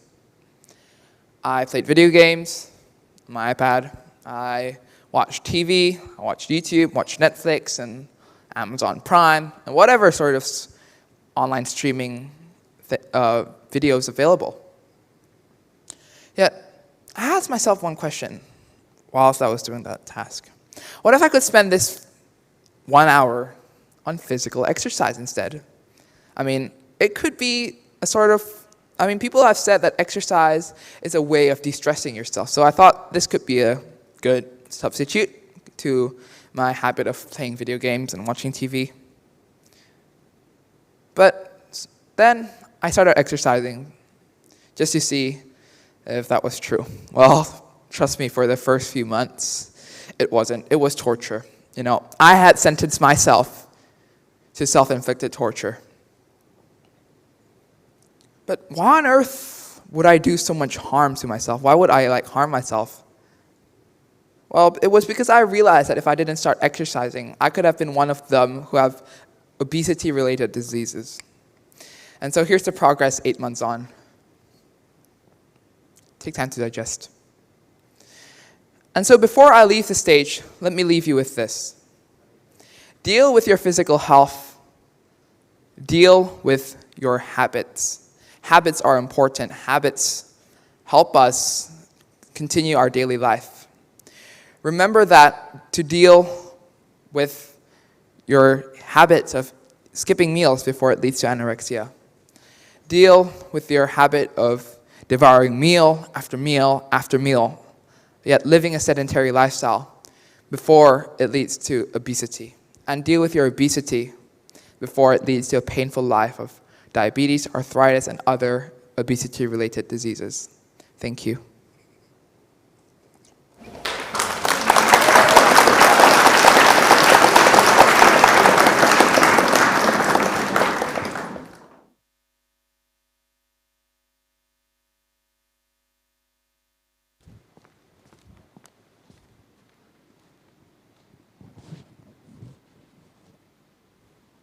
Winston Chu is a student in grade 7 here at Snarmas World Academy. He is a curious and dedicated young science student who will be sharing his vision for a future in which cell-based meat serves as not only a solution for the problem of meat origin, but also as a catalyst to stimulate further innovations in multiple areas with associated technologies. He will be sharing insight into this area, recognizing that a key first step to develop these solutions is convincing others of their worth.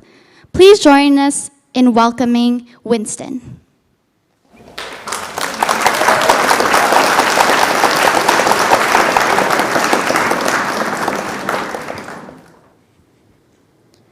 Imagine a world where 3 billion animals die in a day, and yet, due to a lack of food, 25,000 people still die.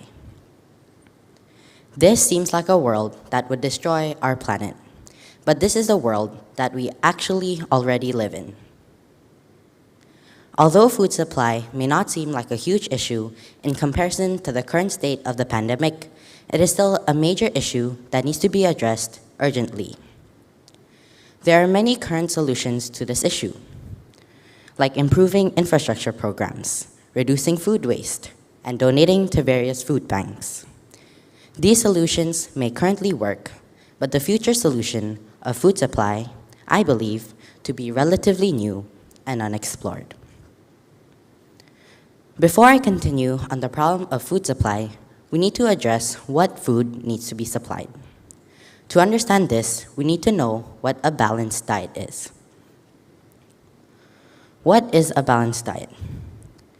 A balanced diet is needed to maintain a healthy lifestyle and to prevent illnesses relating to malnutrition and obesity. For example, in Indonesia, 9 million children under the age of 5 are stunted. This can be prevented through a balanced diet. But what exactly is a balanced diet? A balanced diet has changed, the definition of a balanced diet has changed over the years. Some saying that vegetables should be the main component. Some saying carbohydrates should. Some saying the opposite. But there's one thing that remains constant. Protein is important. Proteins help you build and repair body tissues, are essential building blocks in bone, skin, cartilage, blood, and muscles, and can produce enzymes and hormones. Proteins can also help you prevent illnesses, as I've said before, like stunting. But there are still some major flaws with protein. But before I dive into that, what do you think of when you think of protein? Most of you would probably think of things like meat, fish, eggs, or beans. But which one of those are the highest quality and the most effective source of protein? According to multiple sources, animal-based proteins are in general a higher quality source of protein as compared to plant-based proteins. This is because animal-based proteins are a complete source of protein, meaning that they include all necessary amino acids for human consumption, while most plant-based proteins do not. Animal-based proteins also include many nutrients that plant-based proteins don't. For example, heme iron, which is much better absorbed by the body as compared to non-heme iron found in plants. But there are still some major flaws with animal-based meat. First, they are very inefficient with their energy output. It requires 25 calories of crops to produce 1 calorie of beef. It also produces a lot of pollution, which greatly affects climate change. But lastly, and most importantly, it is not sustainable. As the world's population increases, the amount of food and resources required to raise animals will also increase. And at a point, we will not have enough land and resources to provide for the planet. This is why we need to look at a new solution that also solves the problem of food supply. That solution, which I strongly believe in, is cell-based meat. What is cell-based meat? Cell-based meat is meat produced using vitro cell culture opposed to the conventional slaughtering of animals. It was introduced as a concept in the 2000s, and it uses similar methods as those used in regenerative medicine. But how is cell-based meat produced? Cell-based meat is produced by taking cells from tissues of a specific animal, and then you place them in a controlled and sterile environment, starting from a small flask and scaling up to a bioreactor. Then you give them basically food for them to grow, to be harvested and consumed. But why cell-based meat? Cell-based meat provides many benefits. First, they reduce pollution. For example, if cell-based meat is widespread, cows in farms that produce methane, which will be reduced. It can also be mass-produced without the need for extra land or resources. Also, in the future, it can provide a lot of health benefits. By genetically modifying the origin cell from which the meat is produced, it can provide healthy, better results. All my life, I've always thought that the way that humans consume meat has always been wasteful and cruel. So that's why I researched into alternatives. And no alternative was as interesting to me as cell-based meat. It was a way of harvesting meat without the need to torture or kill a sentient animal, allowing me the vision of a world where there will be enough food for the world's population while still maintaining the animals and resources that we need for food. Some of you may argue that cell-based meat is not necessary, as a process which you where you kill animals is painless. But pain comes in many forms, and those animals' families will feel other kinds of pain, for example, grief. You may also argue that harvesting meat is natural. But just imagine, you are a tiny chicken, filled in a cramped-up room with 50 other chickens. The area is filled with poop and is extremely unhygienic. You'll have to experience that for 6 weeks until you ultimately just die. That is why I believe in cell-based meat. But when I researched more into cell-based meat, I found that there were some major flaws that needed to be addressed before cell-based meat can be publicly available. Those 3 flaws are the cost, availability, and public stigma towards cell-based meat. How much are you willing to spend on cell-based meat? In 2013, it would cost you $300,000 to buy a cell-based hamburger. But in 2021, according to Mark Post, the founder of Mosa Meat, a team that developed cell-based meat, and the scientists behind the first cell-based hamburger, that price will drop to just $9. But that is still 9 times the price of a current regular hamburger. Next is the problem of availability. In developing countries like Indonesia, where I live, there are 0 commercially available cell-based meats in stores. This will prevent most consumers to not be able to access cell-based meat. Lastly is the public stigma. According to a YouGov survey, 62% of Indonesians are not willing to try cell-based meat. But there are always solutions. There are 2 major solutions to the cost of cell-based meat. First is through increasing funding towards cell-based meat. By increasing funding towards cell-based meat, it will be more likely to find a cheaper, more efficient solution. Another way, according to the Good Food Institute, is to create an industrial-scale production of cell-based meat. To solve the availability of cell-based meat, I believe that we should also we should also increase funding towards it. By increasing funding towards cell-based meat, more areas will be able to produce and sell cell-based meat. To solve the problem of the public stigma towards cell-based meat, I believe the best way to solve this is through education. By educating the public about the benefits of cell-based meat through promotional videos, social media, and campaigns, I believe more people will be open to it. This is a timeline of cell-based meat. I believe if we solve all these major flaws by the end of the 2020s, by 2030, cell-based meat will be available all over the world. But how can you help? By donating to nonprofit organizations like the New Harvest and the Good Food Institute, you will accelerate the research going towards cell-based meat to create, once again, a better, cheaper solution. Cell-based meat seems to not only be a profitable industry, but also one that's helped solve global issues like climate change and food shortage. The general public should be more open to this, not only for themselves, but for the earth as a whole. Thank you.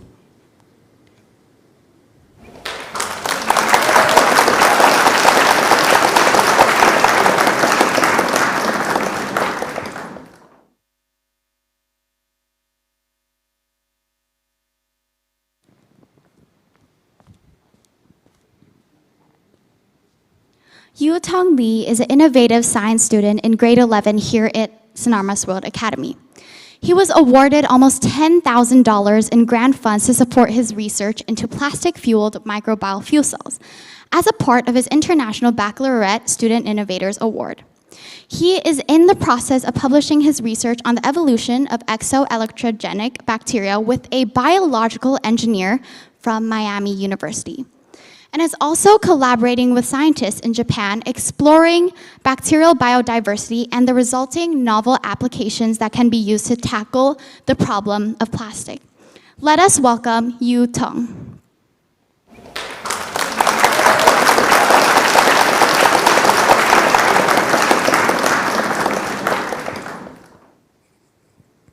Bacteria. What exactly is bacteria? And are they good or bad for us?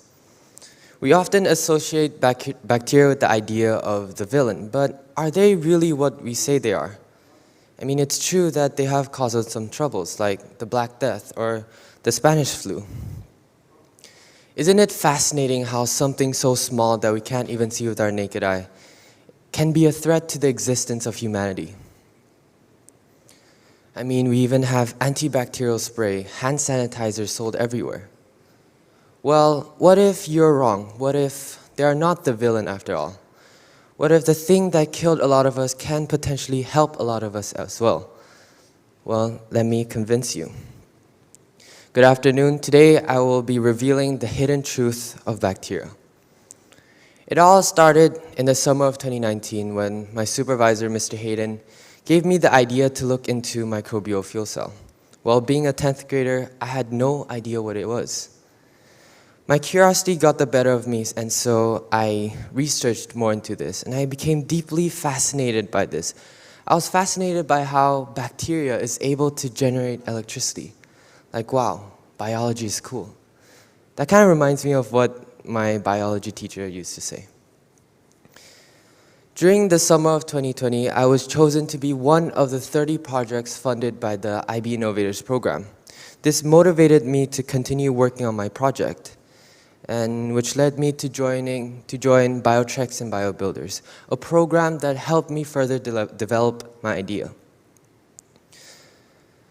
I was privileged enough to have online meetings with a professor from the University of Miami who helped me write my first scientific article.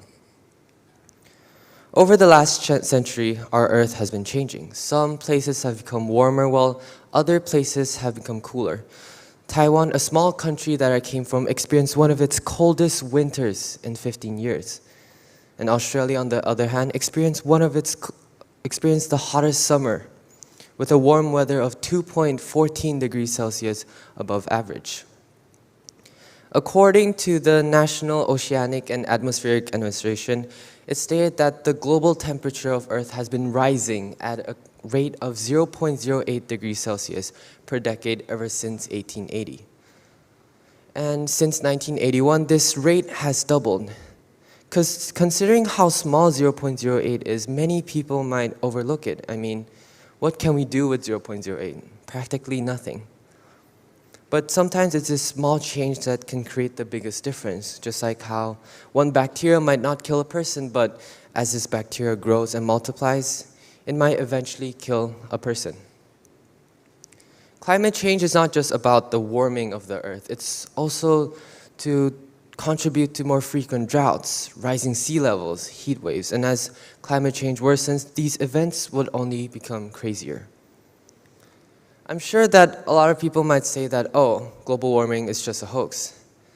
In fact, statistics may show that our Earth is just going through a series of patterns. And it is indeed true that the global temperature of Earth has been increasing and decreasing over the last century. However, the temperature we are experiencing today is the highest ever recorded. The Earth's fossil fuel supply is slowly running out, and we need to find a new alternative energy that can compensate for this loss of non-renewable energy. At the current usage rate of fossil fuels, it is said that by the year 2060, all of our fossil fuels would have been depleted. And in 2017 alone, 64.5% of all of our electricity produced worldwide came from the burning of fossil fuels. Imagine a world where 60% of our electricity is reduced. A lot of places won't be functioning at all, and a lot of people would be put out of work. Our lives would, well, it will become miserable without electricity. As of right now, microbial fuel cell may not be able to generate and compensate for the loss of energy from this non-renewable energy, but it sure has a promising future, and it can eventually or potentially help save humanity. It's a long stretch, I agree, but within a few years, we never know what can happen, just like how 10 or 20 years ago, people would have never imagined how highly advanced technology would be today. Or 20 years ago, it would have been hard or nearly impossible to convince them that phones and computers would be what it is today. Although there are many other alternative sources, let's look at why bacteria. Why exactly microbial fuel cell? Well, microbial fuel cells can be used in wastewater treatments. And when they're used in wastewater treatments, they can tackle two things at once. The first thing is producing electricity, and the second is to treat wastewater. And so when compared to other alternative sources, you may ask why? Why invest in microbial fuel cell when there's so many other existing alternative sources already? Well, this is my answer. Microbial fuel cell plays a bigger role. And although it has its limitations, we cannot simply ignore that other alternative sources also has its limitations. For example, solar panels. In places where nighttime is longer than daytime, solar panels will be less effective. And despite both of these two choices being expensive, the obvious choice is microbial fuel cell. Why? Because it has an added benefit, and this added benefit is to treat wastewater. Just like how if we're given a phone and a camera of the same price, we'd most likely choose a phone because not only can it take pictures, but it can do a lot of the other things as well. Finally, let's look at how exactly bacteria can generate electricity. Behind me is an illustration of a microbial fuel cell, which I will go into much more detail later on.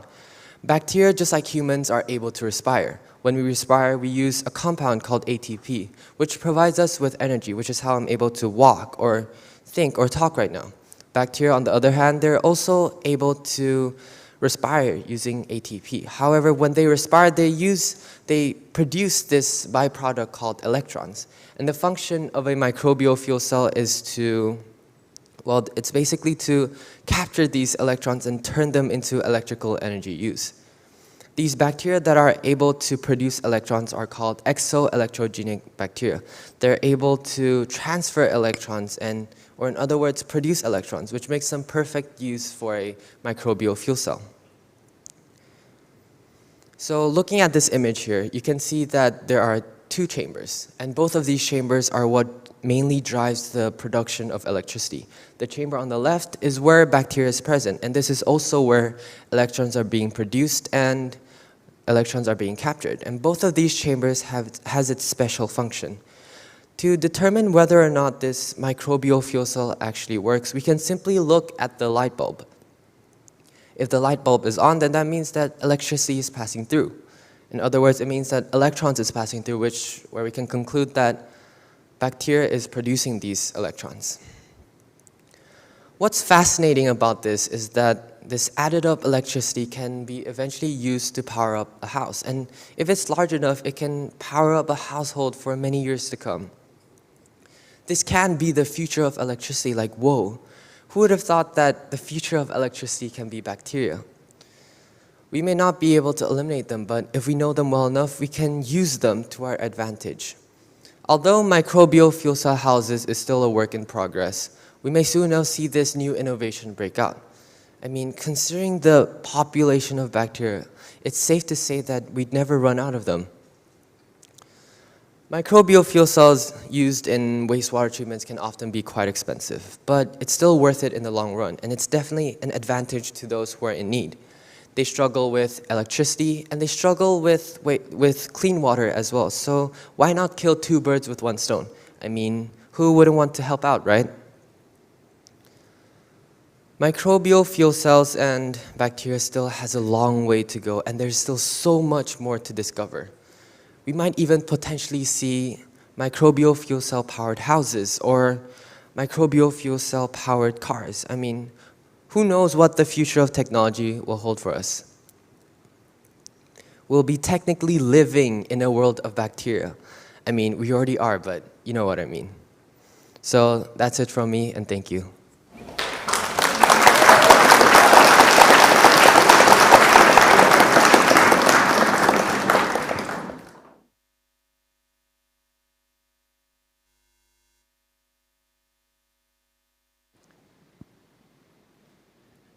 We want to thank you for joining us today. We hope that you have taken away some ideas from today. We hope that today has inspired you, that the stories that were shared have sparked in you perhaps curiosity and the urge to go out and find your own ideas. We will be holding our event next year, and so we hope that you can join us then. And if you weren't able to catch any of the videos today, note that they will be eventually uploaded the next week or two to the TEDx YouTube channel and also the TED.com channel. So thank you so much for all of your support. Thank you for all of our students. Thank you for all of the mentors who guided them. And thank you for all of our external visitors today who shared just incredible and inspiring stories. Thank you.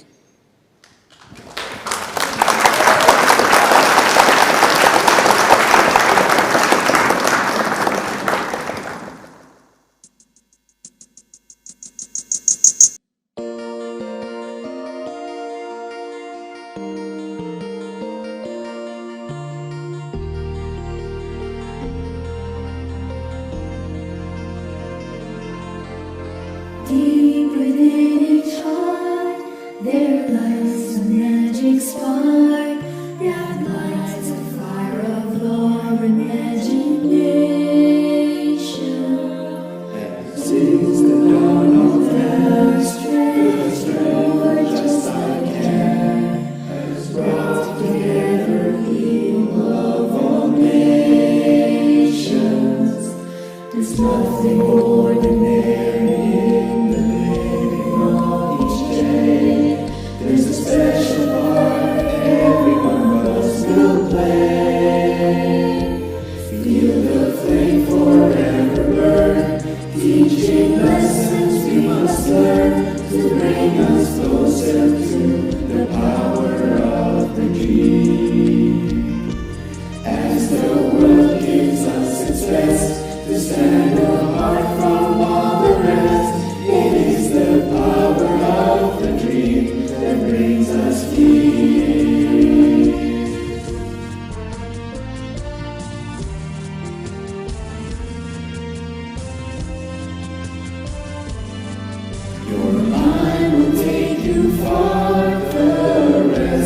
just pure heart, you'll find your faith is all your own creation. Every boy and girl, as they come into this world, they bring the gift of hope and inspiration. Feel the flame forever burn, teaching lessons we must learn to bring us closer to the power of the dream. The world in lights and hope and peace, we pray that you will always be. It is the power of the dream that brings us here.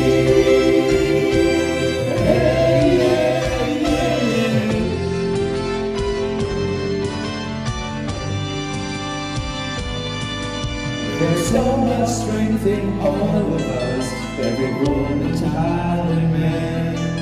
It's the moment that you think you can, you'll discover that you can.